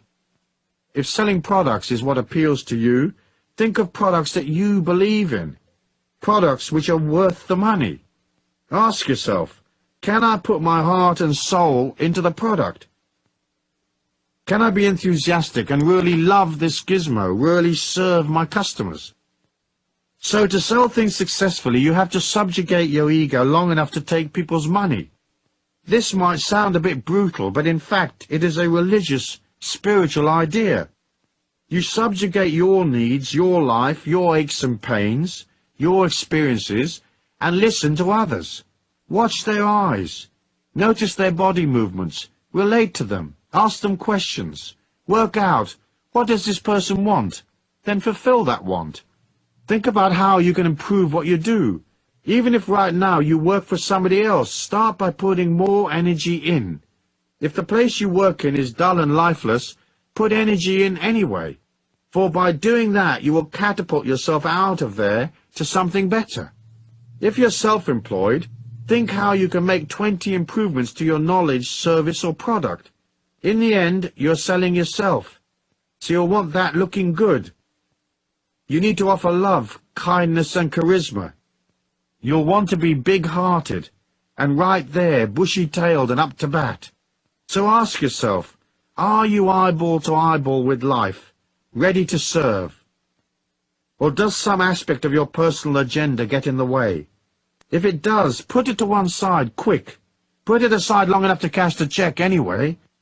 You can always visit your therapist after work. So offer beauty in an ugly world. Offer kindness where ego and greed predominate. Be accommodating and free-flowing when others are uptight, edgy and stiff. It's so easy to understand. Take the product you're selling and visualize the divine light shining upon you. Breathe that light into your being and breathe it out. Place the light into the thing you're selling. If you are a massage therapist, project light into your table and your little bottles of oil. Most of all, project light into your hands before each session, and of course during each session. If you're selling things on shelves, touch them regularly. Move them about. Make them come alive. Give them energy. The little tins will be refreshed, even if they've been on the shelf for weeks and weeks. The more you touch and love the product, the more energy it has. The more likely it will belong to someone else in 10 minutes' time. If you sell information, make it original, clear and concise, and idiot-proof, so anyone can understand it. How often have you read instructions on how to access some information, say on the internet, and you wonder if it's written in Hindustani or ancient Sanskrit, or what language is it written in? Why is that? Because the person who wrote it was thinking of himself, not you. Just say it's a man this time. He lives in his own world in a basement with an IQ of 180. He hasn't seen daylight for many years, and the only human he ever talks to is a pizza delivery man. He couldn't give a stuff if you know your www.coms or not. You have to think of others. There are loads of people out there who aren't very clever, but they have money. Will they understand what you are offering? Then again, there are others who are fairly bright, but they can't unscrew a little nut, as their expertise lies elsewhere. When I see the words easy assembly on a product, I immediately flee to the safety of the parking lot. I know if they say it's easy, I'm going to have to hire a rocket scientist to figure it out. So what will you sell, and how will you make it irresistibly beautiful? In forcing yourself to supply a beautiful service, knowledge or product by imbuing it with gentleness, love and light, you are disciplining yourself to go from ego to spirit, from greed to abundance, from negative emotions to love. When you concentrate on people and you provide things for them, you're falling in love with them. Choose love to make your life abundant, and that love should be more or less unconditional, as best as you can manage anyway. Never forget that. Metaphysics. Inside your life's energy, personality and mind is an oscillating molecule of infinite goodness, the divine light, the Christ consciousness. If you align to that infinity within you, you will always have energy. There's no limit to the amount of God force you can have. By concentrating on goodness, processing your shadow side, disciplining yourself beyond bad habits, and meditating on the light, you will become a light being. As you glow effortlessly with this energy, you will project that light into what you do. So you may not only be selling apples that are nutritious and tasty to eat, but apples that come with a little bit of your God Force energy. You never have to compete once you infuse yourself and what you do with light. So your apples will outsell everybody else's. It's a matter of calling the light into your life. Put energy in. Visualize light going into the service you provide. Put light into your CD, musical tape, or the book you're packaging your knowledge in. Feel the manuscript bathed in light, or feel your product to be a part of the God Force, albeit a tiny manifestation of such goodness. Remember, you are a teacher. You are helping people, making them feel safer, taking them from fear to love, from ignorance to knowledge. You are hauling them with a bag of apples from restriction to freedom. By mentally pushing these ideas into what you do, you are projecting the light out from yourself, and you're offering God. People will buy God-like apples a long time before they buy an ordinary apple. Once you have the God Force in what you do, there's no more competition. You are no longer a victim of the vagaries of the market, the ups and downs of supply and demand. You're out on your own, miles ahead of the rest. I know a young man who opened a shop. It was minute, just 2 little rooms. The whole thing wasn't much bigger than the average kitchen. The shop sold candles, incense, aromatherapies and so forth. Heaps of other places in the town did the same thing, but he was a bit different, so he wasn't in competition with the others. The young man was soft and kind and loving. People would come in and he'd be right there for them. He'd talk to them, make them feel better, and they'd go out of his shop with a bottle of lang-a-lang extract or something. I'm sure many didn't know the difference between lang-a-lang and ding-a-ling, but it didn't matter because it felt safe and correct and nurturing. He had a little fountain in the doorway, and that felt nice, and the shop was spotless. The few shelves he had were always fully stocked and neat. Little signs explained things, and he explained things, and you could pop in for a remedy for your granny's arthritis. He couldn't fix it necessarily, but you'd wind up with a candle or a book or something which was imbued with tons and tons of love, and that would cheer your granny up. Her immune system would kick in a bit stronger and she'd get a bit better. He sold love, 12 hours a day, 6 days a week. He was humble and kind and soft-spoken. And if he had an ego, it certainly wasn't around during working hours. People loved him. They flocked to his shop.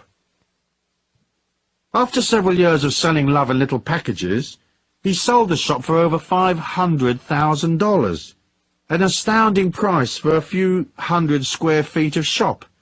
He used the cash to make another investment, and he did the same love thing there. Now, 8 years later, he's worth 3 to 4 million, and his company will soon go public. When it does, he'll receive an enormous refund, with a note from the God Force saying, "Here's 20 million bucks, dude. Thanks for dishing out all that love and sweetness in a dull grey world." Action. Get a piece of paper and write down the services, knowledge, or products you are familiar with, the things you are already doing. Then write another list of things you might be interested in delivering to people. Having honed down your lists, look at your products, services, and packaged information, then analyze what other people have done in these fields. Ask yourself, is this other product exciting? Does it challenge? Does it inform? Does it teach people something? Does it enthuse them and make their life more comfortable? Does it help them to be sexier or more beautiful? What is in this product that has value, and how could it be improved? Perhaps you could take a very ordinary product that everybody is familiar with and add a little something that makes it absolutely irresistible. Look at your commercial life so far. What have you sold? Let's say you've always sold your labor, and you're working for someone at present. What can you do to put more energy into the labor you provide? You might say, I get paid the same amount of money whether I put more energy in or not. But this is not the point. If you energize yourself in your work, you'll find that 1, the job becomes more fun to do, 2, you are more likely to be promoted or given a raise, and 3, you lift your energy so high that you go beyond the job and hop perhaps to another corporation that pays you twice as much. And you do this by arriving a little earlier, staying a little later, improving your efficiency, and making an effort to relate emotionally to the people around you. It's good to practice putting energy in right now, no matter how dull the current situation. Later in life, that energy will become cash in the bank, or abundance, or wonderfulness of one kind or another. Under the metaphysical laws of supply and demand, you should not limit how much you're going to put out. You don't have to let the world use you, but you have to give because you want to receive. To start by giving, give of your attention and concentration, give of your love, give of your energy. Don't destroy yourself with negative feelings towards other people. If you can't love them, be neutral. Be enthusiastic, be open, be up there for it. For in limiting yourself, you get stuck in one place on one salary for the rest of your life. As you agree to give as part of your action plan, and as you begin to look at how you can improve your service, knowledge, or product, it will take you to the next step. It carries you to a higher energy, a greater velocity, a larger salary, and bigger opportunities. It opens you to easy money. You'll find some money, or win some, or a great dollop of moolah suddenly drops in your lap. Expect a payoff. Excuse me, what do you want to do tonight? Same thing we do every night, Pinky. Try to take over the world. Chapter 5. The Law of Money, Concentration, and the Wave-Particle Duality. Concept. I touched on wave-particle duality in Law 1 as a key factor in why some are rich and some aren't. The wave-particle duality of the subatomic world shows us subtle qualities to the getting of money that we've only recently begun to understand. What we learn from quantum physics is that all subatomic particles exist in 2 states. Initially, they are in an amorphous, hazy, ill-defined wave state, meaning they're not solid. Once we decide to observe a particle, the act of observation collapses the hazy wave, and suddenly the particle becomes solid, with a real identity and a defined location. That's how our 3D reality becomes solid. You do this strange magic trick every moment of your life. You make life real by observing it. Our brain and consciousness is a quantum field like any other. You are trillions upon squillions of little particles. Your mind and your consciousness are signals given off by a subatomic field of energy. Our money-gathering activities seem to follow the same quantum laws. Money and financial abundance exist in both a potential hazy wave state and an actual solid state. The solid state is easy to comprehend. It is the cash and credit you use every day. When money is not in its solid particle state, it exists only in its hazy wave state, as a check that may arrive, a possible lottery win, a deal that may happen, and so on. The act of taking money out of its maybe hazy state is the act of manifestation. That act is accomplished by observation. At any given moment, there are trillions of hazy state dollars which potentially could become yours, and it is through the power of your mind and the power of concentration, observation, that you collapse money from a distant hazy wave maybe to solid wealth, cash in hand. Concentration is how we pull to us the opportunities we need.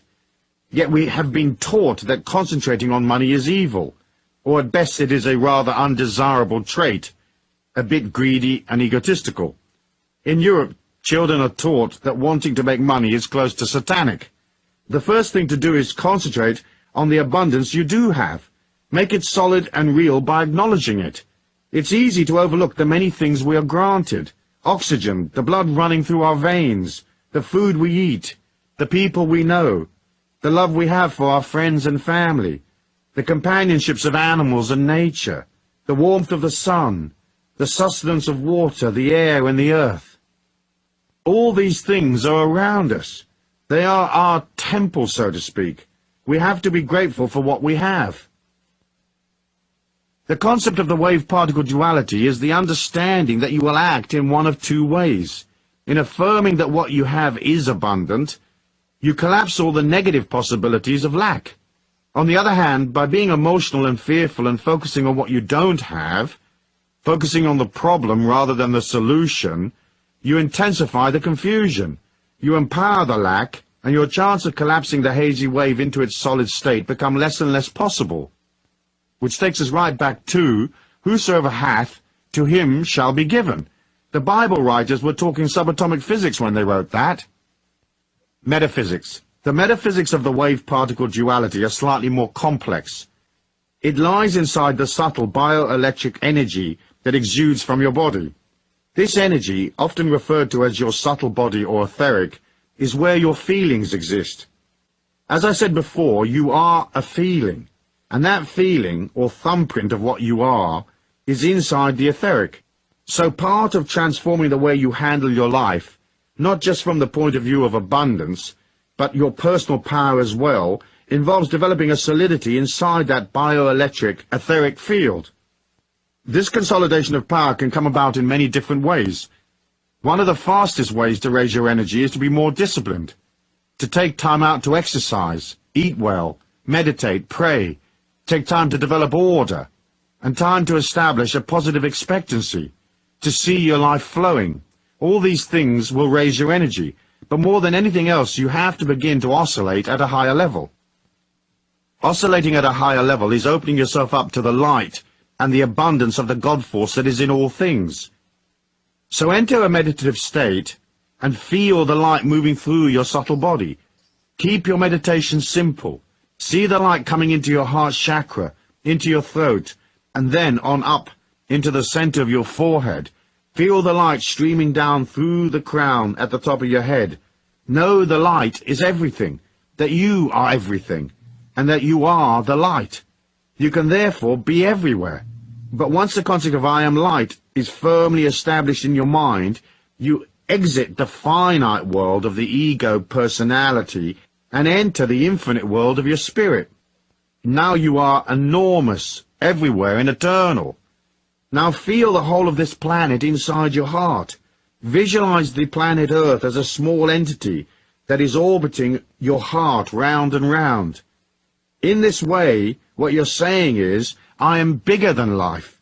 I am bigger than my circumstances. I am divine light, eternal. So I am metaphysically larger than the confined space of this planet, or my life's day-to-day needs.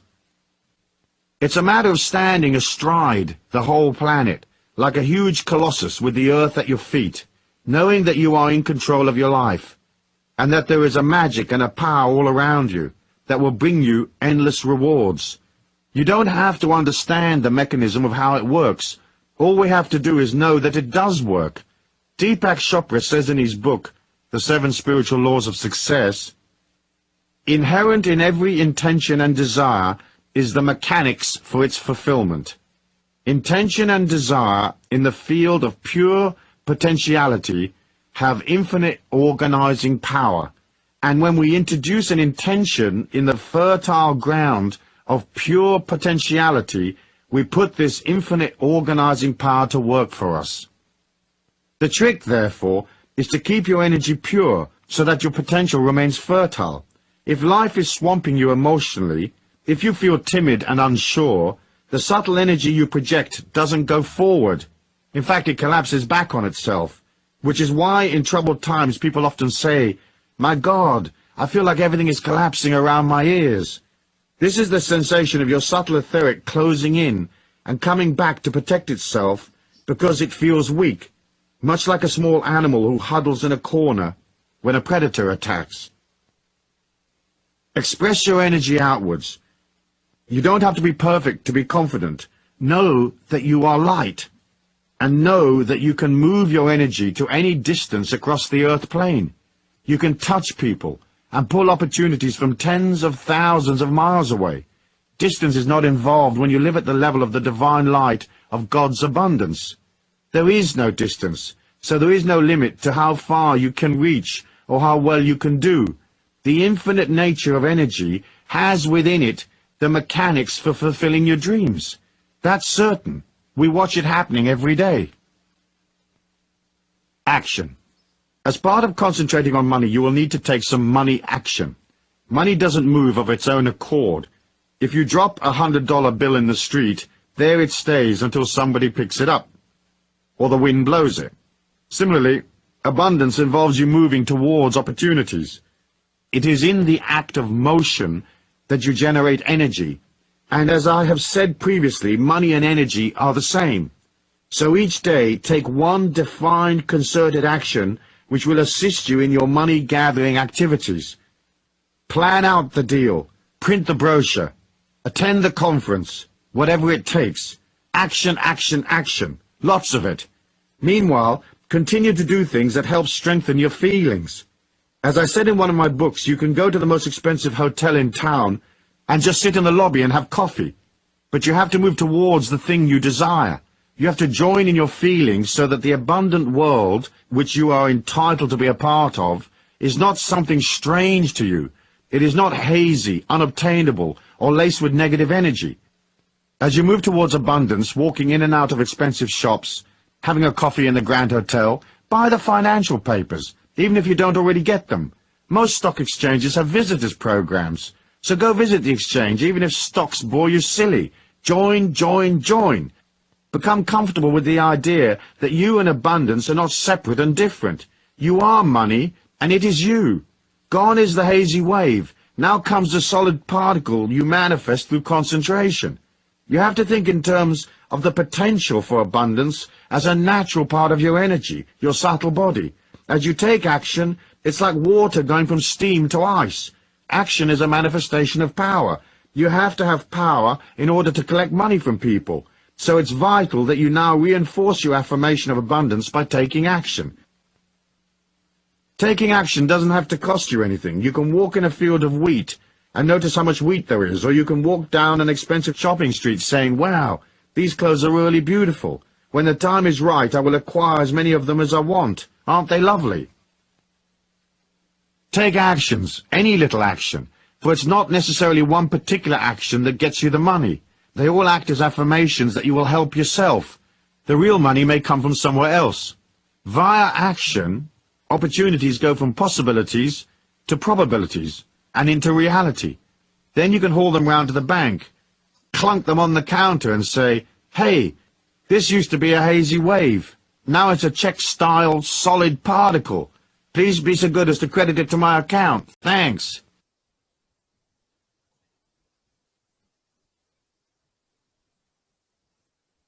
Chapter 6. The Law of Invocation and Manifestation. Concept.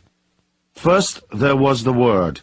Sound is a major force in the act of creation and manifestation.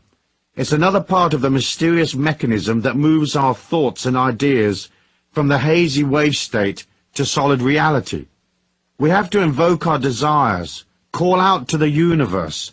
We must tell it what we want, not just think about what we want. When we speak out loud, verbalizing our reality, we engage the manifestation process. Sound is a part of that which creates our individual reality. Each moment of our life we either invoke or destroy our dreams.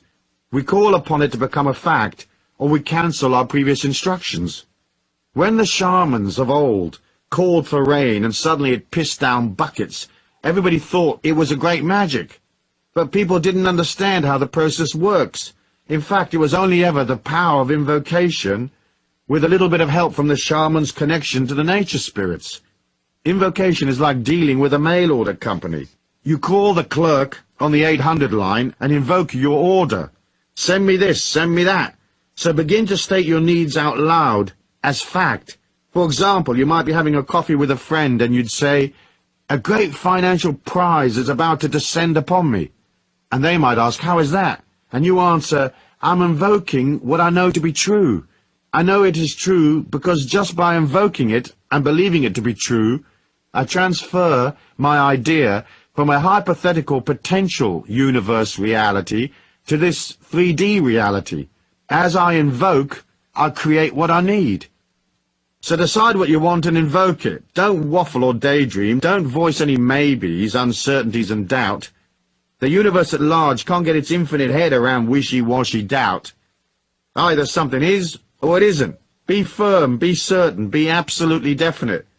Don't say, when I get this and if I get that, then and only then will I experience my dream. Instead, invoke your dream as fact. Remember, in the realm of the infinity of energy, there is no time. Everything is eternally present. So all your dreams are a reality in some parallel universe. By invoking your dream as a given fact, you haul it from a parallel place to right here, right now, in your warm, clammy hand, to love and behold and enjoy. Coolissimo! Metaphysics. The metaphysics of invocation are hard to comprehend and explain. I can't absolutely say why it works or what the real technology behind the law is. It seems to me that as we give voice to our reality, we not only move the air, but we also move the etheric reality around us. Just as our bodies have a subtle bioelectric reality, etheric, the whole planet and the ambience around us has its own etheric body. That body may very well be connected to parallel universes wherein our hypothetical ideas and dreams exist. When we invoke, we seem to haul those ideas from hypothetical possible universes to this one right here on Mother Earth.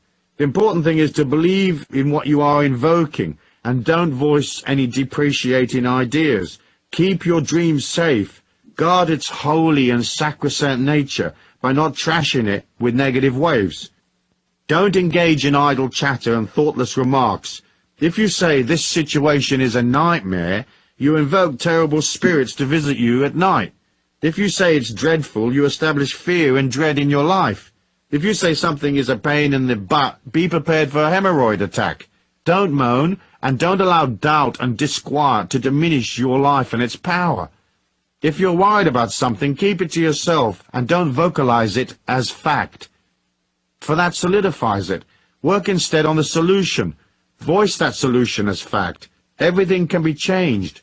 Catherine Ponder says in her book, The Dynamic Laws of Prosperity, never underestimate the power of words. You make your world with words, as did Jehovah in the beginning. But if you do not like the world you have previously made with words of discord, lack, limitation, and hard times, you can begin building a new world of limitless good and prosperity by changing your words of command and decree. So there you have it. Invoke the word and get the abundance and happiness you are entitled to. Action. Prayer is a form of invocation, especially when we pray out loud. But to make prayer really work for you, you have to make the subtle shift from asking and begging to knowing. If you say, God, send me more money, that's not an invocation. It has an air of uncertainty about it. It feels weak. Invocation requires you to state your need as granted, and to be certain that your loot is already on its way, delivered and real in a parallel universe, and on its way to this 3D reality we call home. So instead of praying quietly, pray out loud, stating each desire as fact. Remember, a great prize is about to come into my life. A very profitable opportunity is on its way to me. A large sum of money is dropping into my lap effortlessly, and so on. Invoke, invoke, you'll never be broke.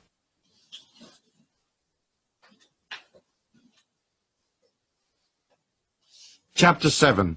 The Law of Money and Ego. Concept. The function of the ego, among other things, is to concentrate on keeping you alive and to give you an identity. The ego wants to separate you from others, so it is naturally competitive. It believes in and promotes exclusion rather than inclusion. The ego needs specialness, distance, and separation from others to feel okay, and to go beyond its fears and insecurities. The number one ego-driven force fueling the planet, other than sex, is money. Money is a symbol of importance, and feeling important allows the ego to believe itself distant from other people. When there is distance, the physical body of the person in which the ego dwells can be observed.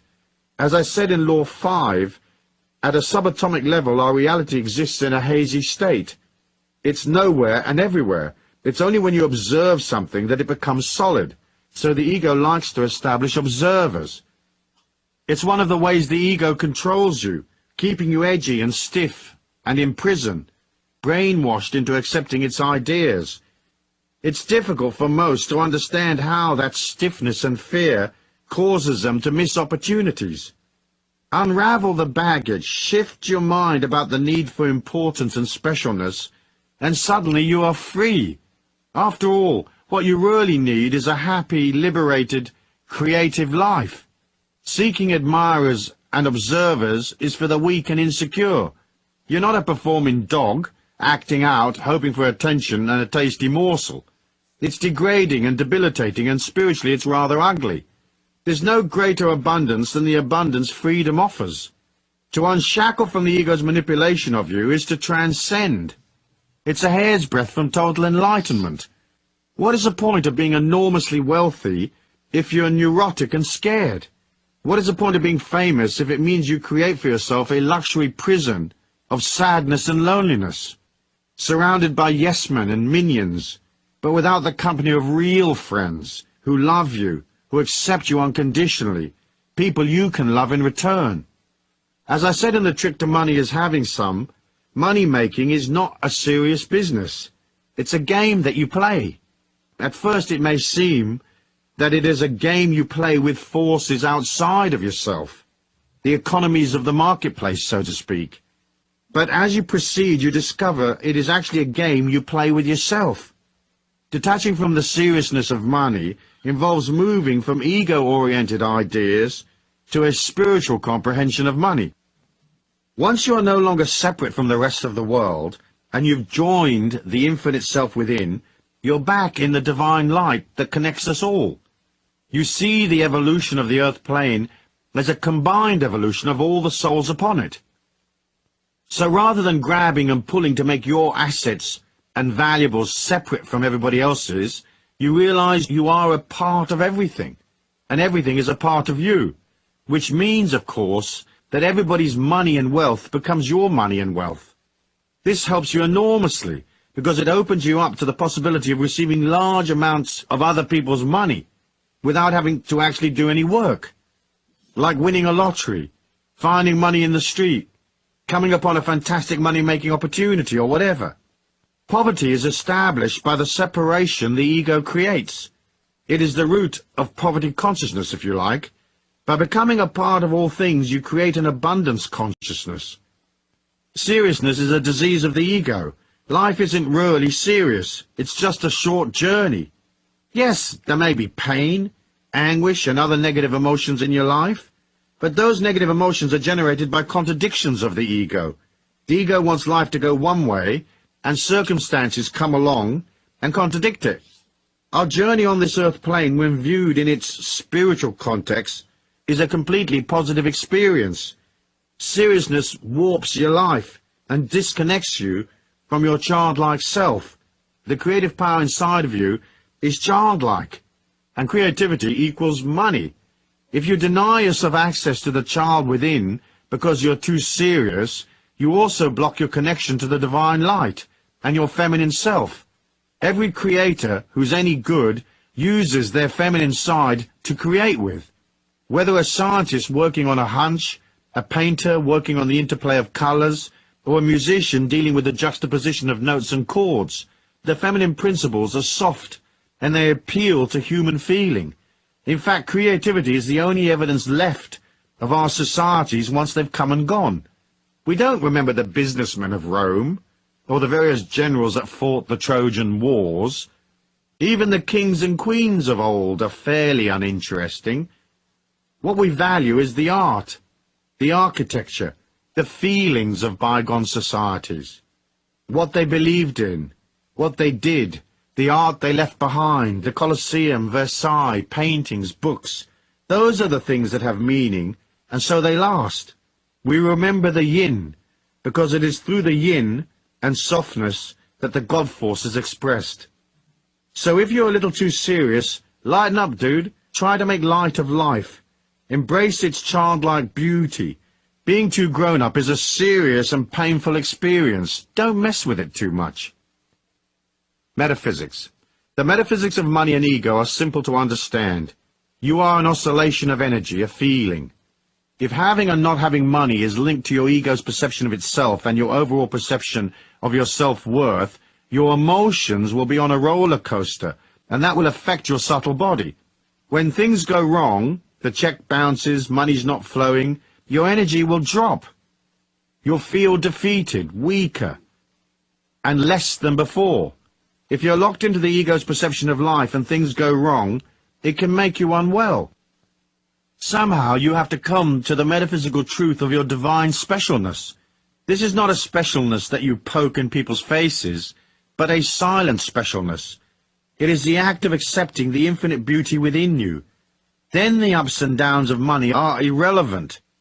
To get to that point of view is not an overnight process for many, because everything we ever hear tells us how important status is and how lacking we are.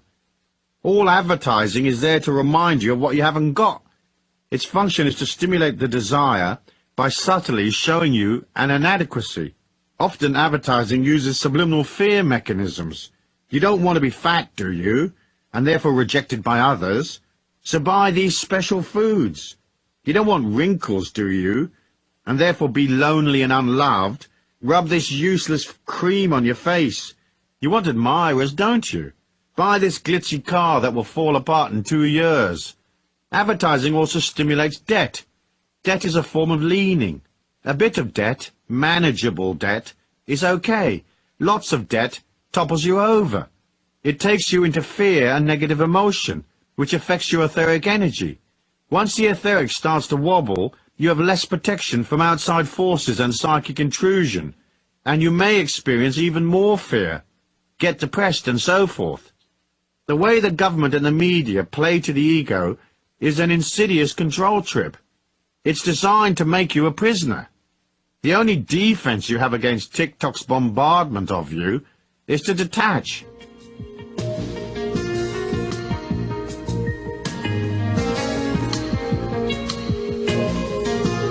By detaching from the need for observers and decoupling the idea of money as a status symbol, you disempower the ego, which allows you freedom. You can just be you and free. Yes, you can have aspirations, dreams and desires, but they shouldn't be obsessive. You have to live life in the meantime, and you have to have fun. If you're not having fun, something is very wrong. Look upon money as the driving force of your creativity. See it as solidified love, and don't use it as a security device. Then your emotions will be stable, and you'll be liberated and stress-free. Use your money to buy fun and light-heartedness. Action. As I said in the concepts section, lightening up and becoming less serious is the key to changing money from an ego symbol to what it actually is, a symbol of the appreciation of energy. It's a part of becoming less and less complicated. Most people are tied up in knots. Their life takes endless management and sorting out. Take action. Toss out stuff. Gently and kindly get rid of the people you don't need, that are a drain on you. Manage your time better and get rid of all your superfluous commitments. Stay in the pocket and keep it all as simple as possible, given your circumstances. This way, you'll come to the childlike self. When you find that inner child, parent it, nurture it, look after it. That action of itself will grant you all the security you will ever need. You can never reconcile your life unless you rediscover that inner child and learn to keep it happy. So go to a toy store and buy yourself some games, play in the rain, roll in the mud, or whack your face in a cream pie. I was in a la-di-da restaurant in San Francisco with my ex-wife, my little boy and some kids and a bunch of relatives and friends. It was a very expensive restaurant, extremes of la-di-da with lots of very serious, important people, dining in whispers, having dull dinners. At the end of the meal, I ordered a bunch of gooey meringue pies. It wasn't on the menu, so the chef had to make them up specially for us. The maitre d' ceremoniously brought the pies out and placed them in front of each of us. We were 10 at the table. We waited for a second or two, staring at the pies with glee, and then on the count of 3, each of us at the table picked up our pie and whacked it in the face of the person sitting to our left. We all gave and we all received. The children went ballistic, laughing their heads off. We fell to the floor in hysterics. We couldn't contain ourselves. The maitre d' was shocked. There was sticky meringue everywhere. Some of the other customers were laughing fit to burst. Others were absolutely appalled, and they probably have never gone back to the restaurant again. The sugar in the meringue stings your eyes a bit, but boy, did we have fun. If you've never done something like this, try it. Being light-hearted is angelic, and being angelic is being infinite. And being infinite is easier than being stuck with a bunch of boring grown-ups who fret over their investments, who strut and work hard and pay out money for stuff that doesn't make them happy. If you're suffering from negative emotions or pain, internalize it and work on it on your own. Do not project it onto others. You have to be responsible and own your own pain. Sure, you can talk about it to a therapist, or you can share your troubles with a friend, but in the end, you are your pain. It's personal to you. You don't have the right to project it on others, leaking anger and disquiet, spoiling their energy by dolloping your stuff upon them. That's bad karma, as is manipulation, vengeance, and nastiness. As a part of setting you free and liberating yourself from fear, don't bother to push and shove and compete with others. If they need to be hot shots, let them. If they need to prove how clever they are, let them. Act simple and just listen. It's a good discipline. If they need to be first, step aside. Let them pass. The sun will rise exactly the same time for everyone in the neighborhood, no matter who rushes ahead or who ambles along at peace with himself or herself. It's the belief you have to compete that creates lack, and the fear of lack. Once you raise your energy, you don't need to compete. Once you don't need to compete, you're no longer scared. When you're no longer scared, you resonate a stronger energy. More people show up, and you can bill them all the more. These laws of money are so simple.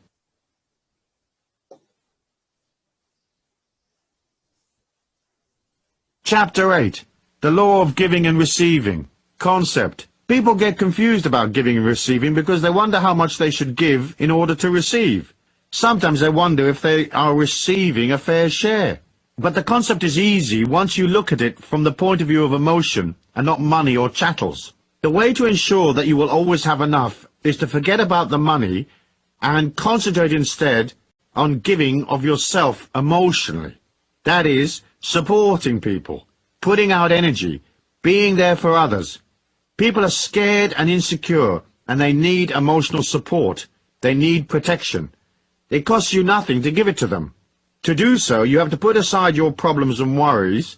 You have to subjugate your ego, get underneath people psychologically, and push them up from below. You practice listening, empathizing, really hearing what they are saying, instead of cocking an ear politely in their direction while thinking about something else. Look them in the eye when they speak. Repeat back to them words that they have used, so they know that you have listened and understood them. When they are negative, come up with a few words of consolation. Recognize that their emotions are painful for them to bear. Say, for example, "Gee, I understand. That must be tough. It must be very disappointing for you that such and such a thing happened." Don't buy their emotion, just be there for them while they let it out. Don't try to fix things. People usually don't need fixes, they just need a strong, kindly person to listen and to empathize. A few theirs is all it takes. Show interest in life and humanity and people. When you meet someone, ask them questions. Where were you born? Who are you? Are you married? Where do you live? Be there for them. And listen, listen, listen to the answers. Concentrating on people is loving them, so agree to concentrate. That is emotional giving. It helps people feel more secure. Then, never depreciate them or their efforts.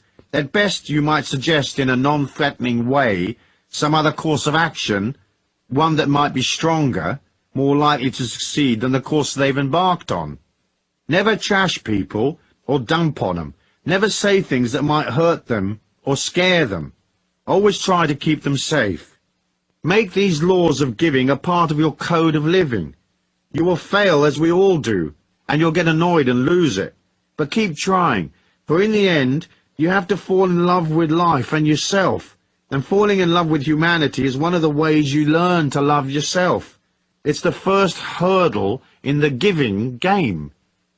It's the way we master giving. And in doing so, we develop a spiritual quality. We develop charm. Through it, you become spiritually prettier. People respond to that. They will seek you out. Emotional support and protection is kind and benevolent. In a harsh dog-eat-dog world, it's pure heaven when you meet someone who's benevolent and kind and there for you. Once you have the emotional giving sorted, the rest of it follows along naturally. You give of your money and gifts depending on what you can afford. You don't have to spend a lot. Sometimes a small gift, well chosen, with the recipient in mind, is more valuable than something that costs a lot. When I was in the jeans business years and years ago, there was a chap who came into the warehouse regularly. He had a company known as the Good Fairy. Whenever he came in, he arrived with a small present. It was often just a few sticky buns or chocolates or cold drinks, something like that. Everyone liked him, and we cut him all sorts of special deals on the jeans he bought. He would have had his sticky bun money back from us 1,000-fold in discounts on jeans, because he thought of us and took time out to stop at the bakery before he came in to do business. He had giving and receiving sorted out. He was a very humble kind of guy, and he made millions in jeans and the property business. Good luck to him, I say. So the giving and receiving trick is not to be self-centered, and don't be a scaredy-cat tight-ass. Remember, there's no shortage. Money is energy. You are energy, and there's plenty of both. So give emotionally to others, and open yourself up to being there for others. Be kind and emotionally generous, and never rob people of their positiveness or their hopes. Always build them up. Never depreciate them, even if you consider their ideas a bit silly. Back them. Back them verbally and emotionally without condition. And if you really can't bring yourself to back them unconditionally, then at least be neutral, as I said. Now, to the receiving. Get your head around the idea that everybody's money is your money. Do things which allow you to truly comprehend that the world is yours. Go to the art gallery in town and look at the great works and place the image of those pictures inside your heart. They are yours. Go to the jewelry store and mentally place those fine things inside you as well. It's nothing more than reaching out in your mind's eye for a necklace, pulling it back and placing it inside you. It's now yours, rather than being unobtainable behind the window as you gaze at it from the street. Look at the fine things of life and own them mentally. Let them belong to you. Now let's start to affirm these ideas as true. Go take $1,000 out of the bank and try to never walk around with less than, say, $500, even if it is the last of your money. If you can't manage a permanent float of 500 right now, then settle for less, but carry cash with you everywhere you go. Of course, if you can manage more, carry a couple of grand. Don't worry about losing it, or those negative waves about being robbed. You are in the flow and balanced and in charge of your money. No one's taking it from you. In fact, they're lining up to give you more. Get used to having money in your pocket, knowing that you are abundant and that more is coming, and knowing that you are responsible and you won't go potty and blow it all in 10 minutes if you can't afford to. Carry real money, not plastic. Credit cards have negative connotations. They're often a symbol of lack, not abundance. They are a mechanism which appeals to the ego, and so they control people. Using credit cards, people overspend, and that trips them into worry and fear, for the bill is on the way. Don't use credit cards except when you have to establish credibility, like at car rental companies. The rest of the time, use cash. It's solid and real, and it helps you feel rich. Its presence in your pocket is an affirmation that you have money and that you are open and ready to receive even more. Next, believe in your abundance. When bills come in, pay them the same day. If you don't have the money yet, as say you are waiting for payday, write out the check today anyway and post-date it or leave the date blank. Put the checks you owe on your desk, nice and neat and in their envelopes, waiting in line to be mailed. Don't allow bills to rob your spirit of its hopefulness. Be prepared to pay cash for everything right now and on the spot. After all, you want to receive right now, don't you? So don't contradict that by hanging on to the money that's owed to others. Cut the check and know that the universe will provide. Quickie. If you are massively in debt and out of control, file for bankruptcy.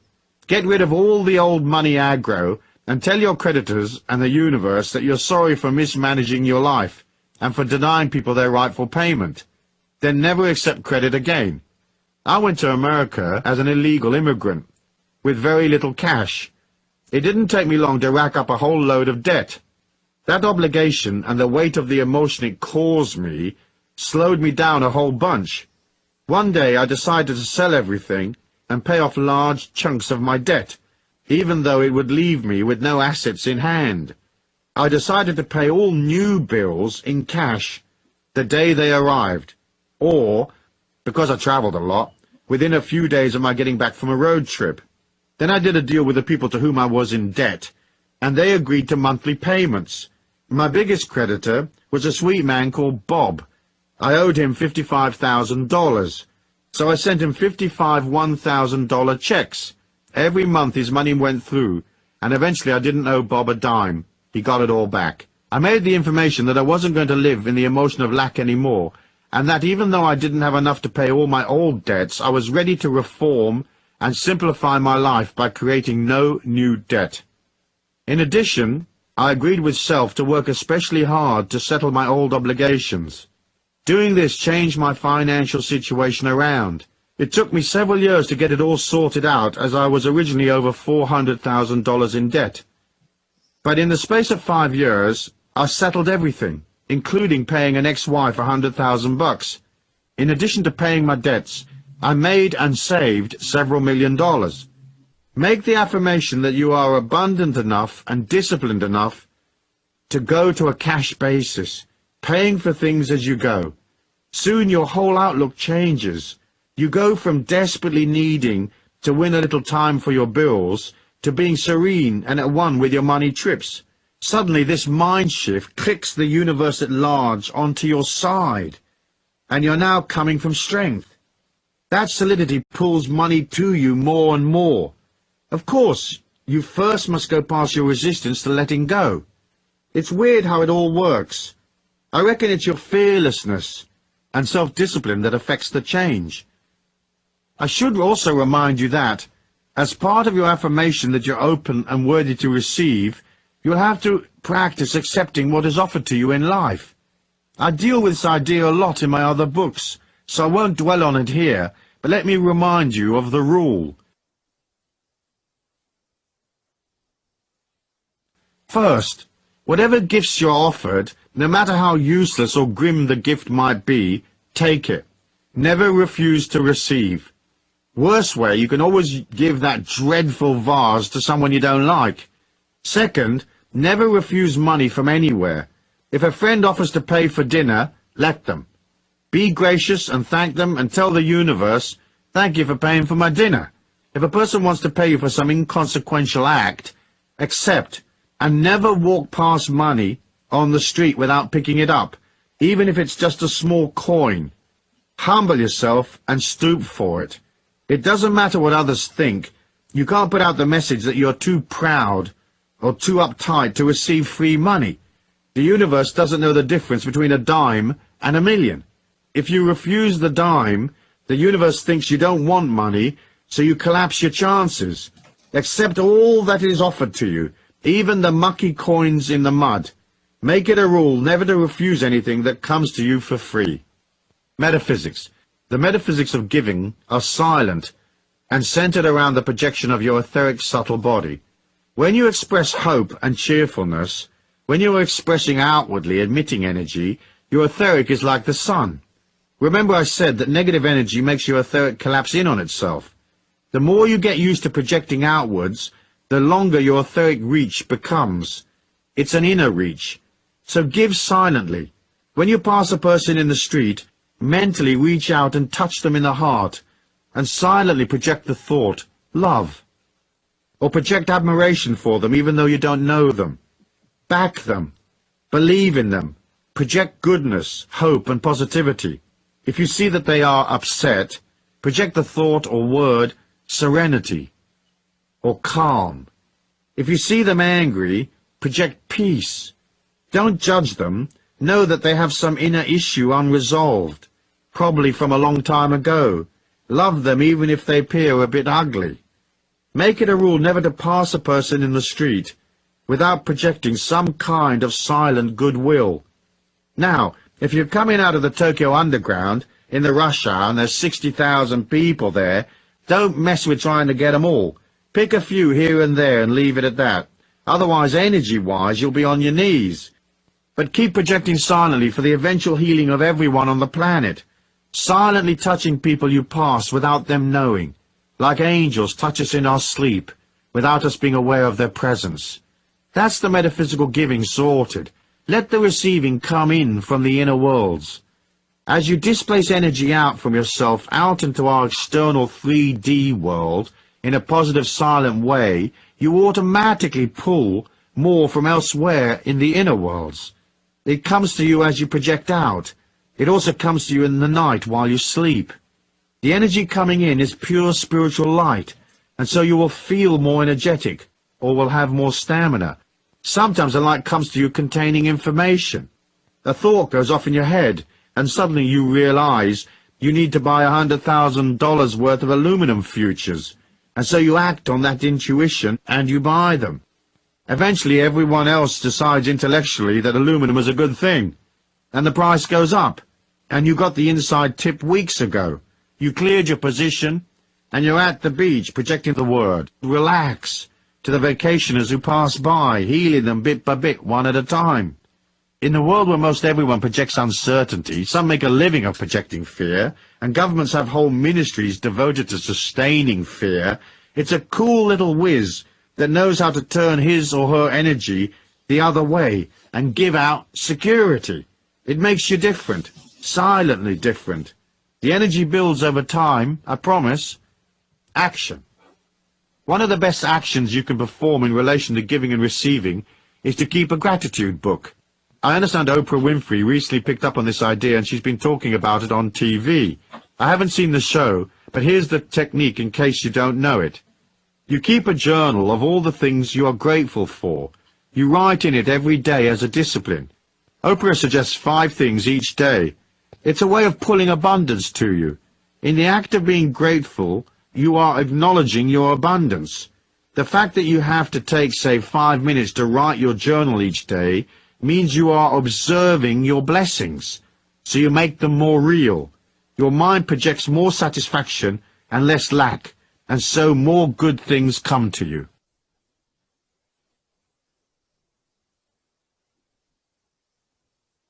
Chapter 9. The Law of Honor, Integrity, and Abundance. Concept. Talking about honor is tricky. It doesn't take much to come off as a righteous Pratimus Maximus of extreme pomposity and silliness. Here goes, I'll do my best and I'll keep it short. When you separate from your body and look back at your life, nothing will have disappeared.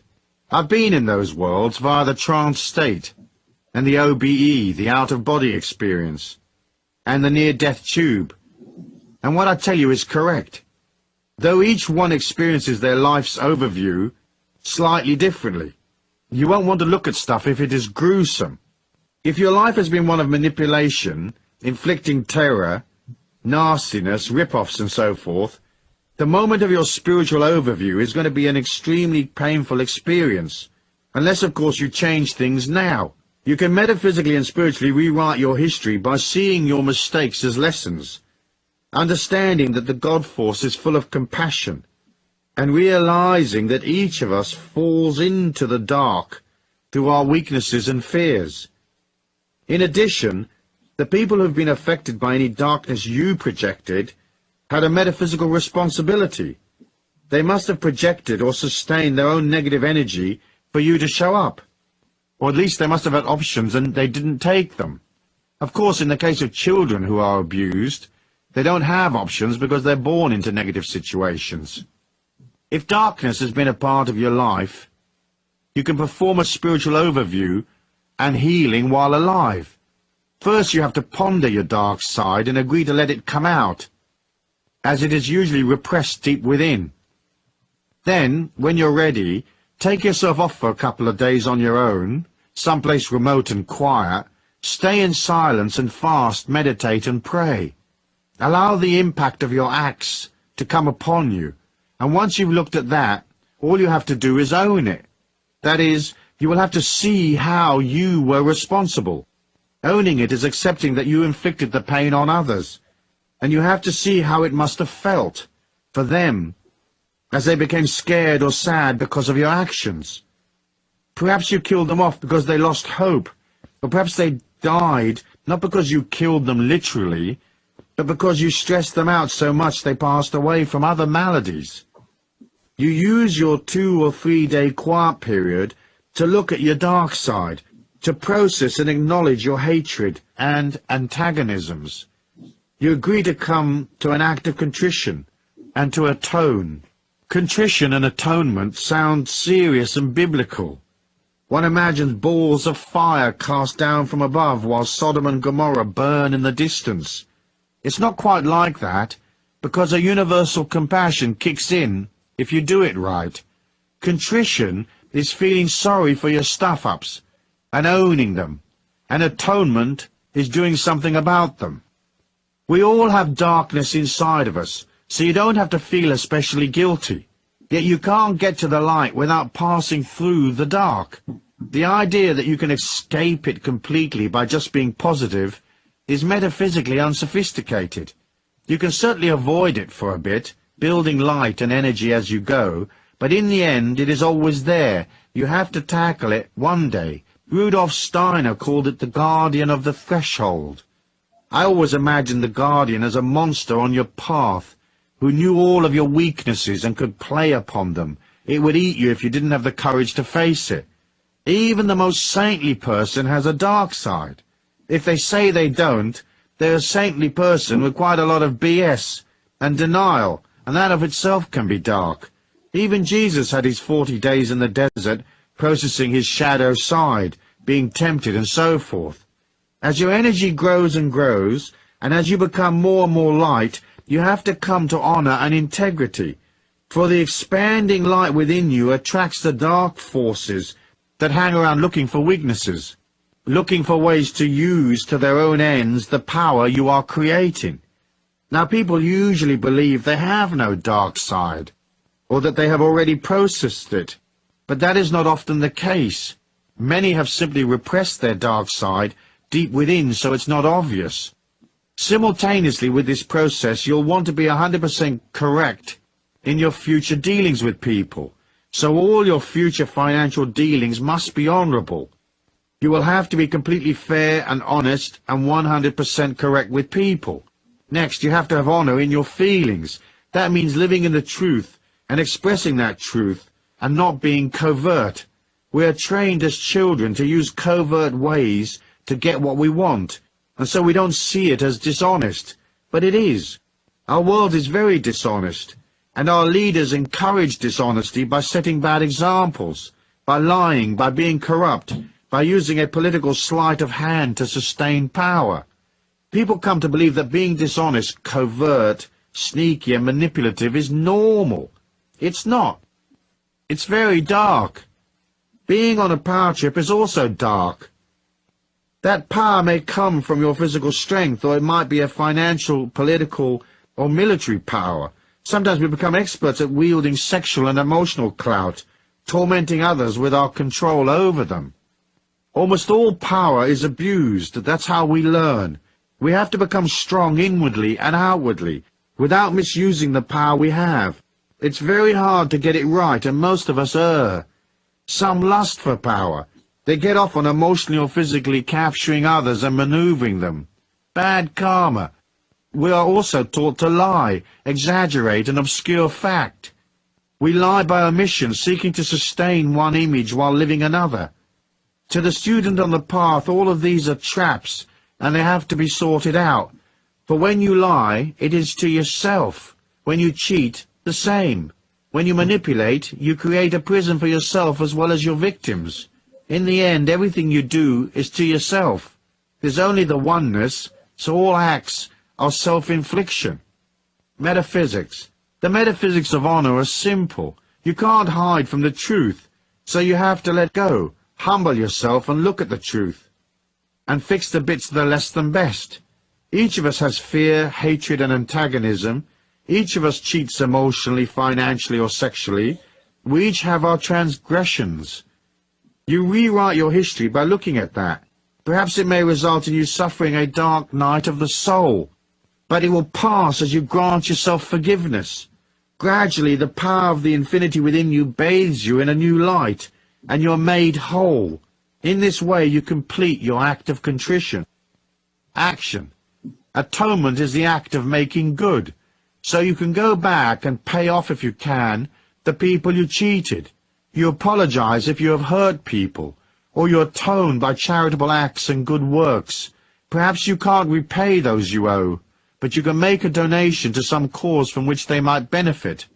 Atonement is accepting full responsibility for what you've done without too many explanations and excuses, and realizing that you hurt people because you were trained that way as a child, or perhaps you allowed your fears and weaknesses to lead you astray.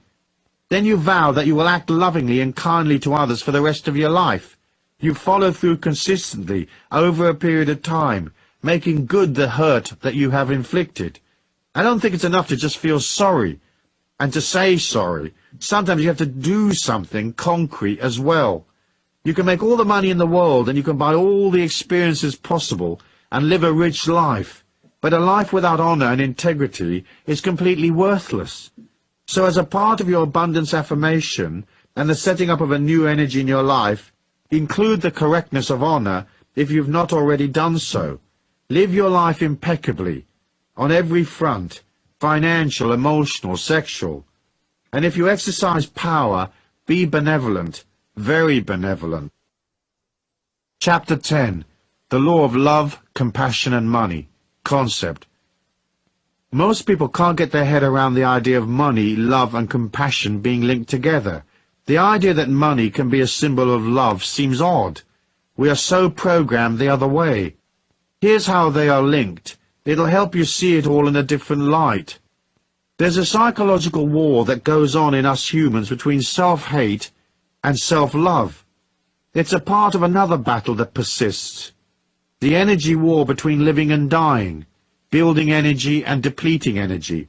The two issues are wrapped up with abundance and love, and they can very dramatically affect your ability to earn money and pull abundance to you.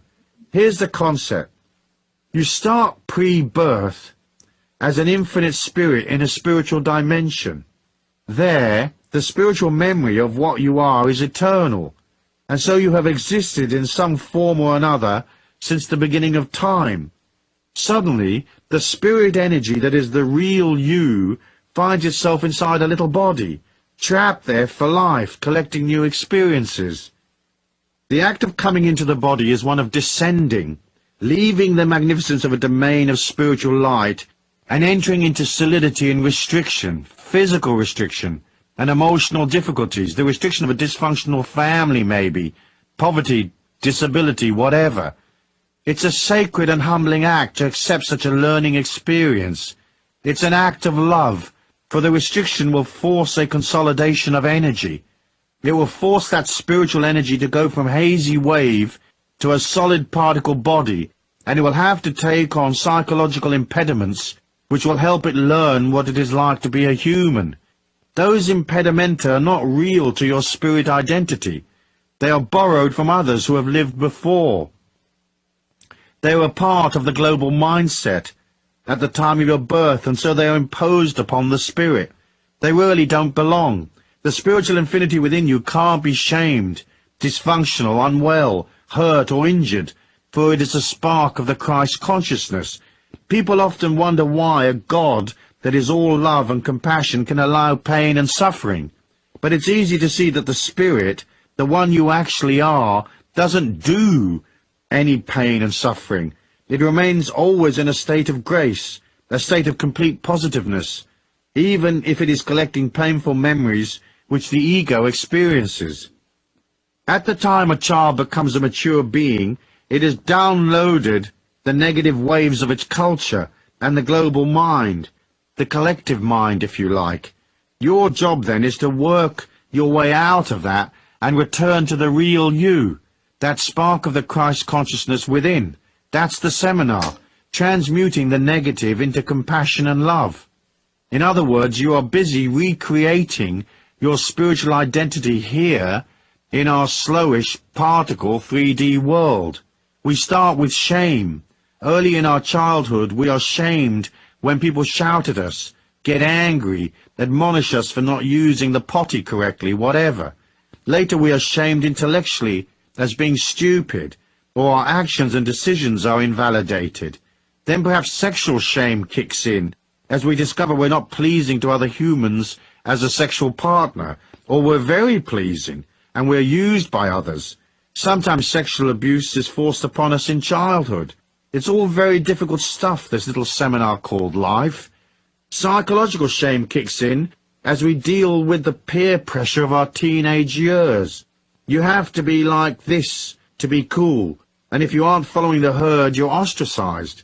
We are shamed into conformity, even if the conformity is one of hooliganism and drugs. There's a conformity in rebellion and the counterculture as there is in TikTok. Now we're doing serious amounts of confusion and pain, and we probably hate ourselves. We want to be something else. At times in our dreams we remember we are an eternal spirit, but it's a distant memory. Right now we are a human who is insecure and hates themselves and is in various degrees of pain and anguish. On top of all this, there is the other issue, that of living and dying, high energy and low energy. We have to fight our way out of these fears and restrictions and return to our spiritual identity. First, it's a love of self, not a narcissistic, egotistical love of self, but more a physical, emotional, psychological and spiritual respect for self. Can we love ourselves in spite of all we've been told, all the personal defeats we've suffered, the shape of our face, our lack of ability or whatever? That's the journey. Initially the answer is usually no.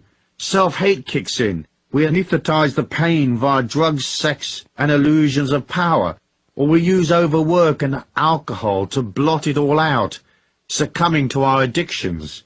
We feel that if only things were different, if only we had more money, if only we had a different set of conditions, if only a certain person acted in a certain way, then we would be happy, people would love us and things would be just fine. That's the story of most people's lives. Self-hate gets in the way of everything, including their money-making ability, because eventually they lose the will to fight on. There's a fine balance to the getting of money. It usually involves activity, and that activity takes you further and further from your real self. It burns energy and makes you less secure, not more secure. The security you seek is within. It comes from seeing yourself as beautiful. It comes from going through the healing we talked about in the last section. It's the act of self-love, the acceptance, detachment, and forgiveness of self. It's where you wake up and remember that you are not the spotty-faced teenager who was ridiculed and shunned. You are a powerful, eternal spirit, imbued with the Christ consciousness, and here with a mission to fulfill and lessons to learn. A spirit of infinite honor and integrity that has a connection to all the knowledge that exists. Nobody out there is perfect. We're not trying to compete in the perfection stakes. You can love yourself and be imperfect, as God loves us unconditionally. I really like the image of the water rat, this scruffy little rat that sniffs around on the edge of muddy river banks. It doesn't look like much, but the little rat is sitting there on a log by the side of the river, and he is what he is. He isn't apologizing for being a water rat, but simply stands inside a divinity and a spirituality which is the animal spirit of water rat. You are what you are. You might be an Adonis in the making, or an incredible goddess energy, or you might just be a little water rat who stands in front of the bathroom mirror in the mornings and says, "I'm a water rat and that's okay. I don't have to convince people or act to please them. I don't have to work to win their affection. I don't have to pay for them so they will love me, because I love myself. I am what I am. I'm going out today. I'm going to believe in myself. I'm going to be honorable. I'm going to concentrate on people and treat them fairly. I'm going to treat myself fairly.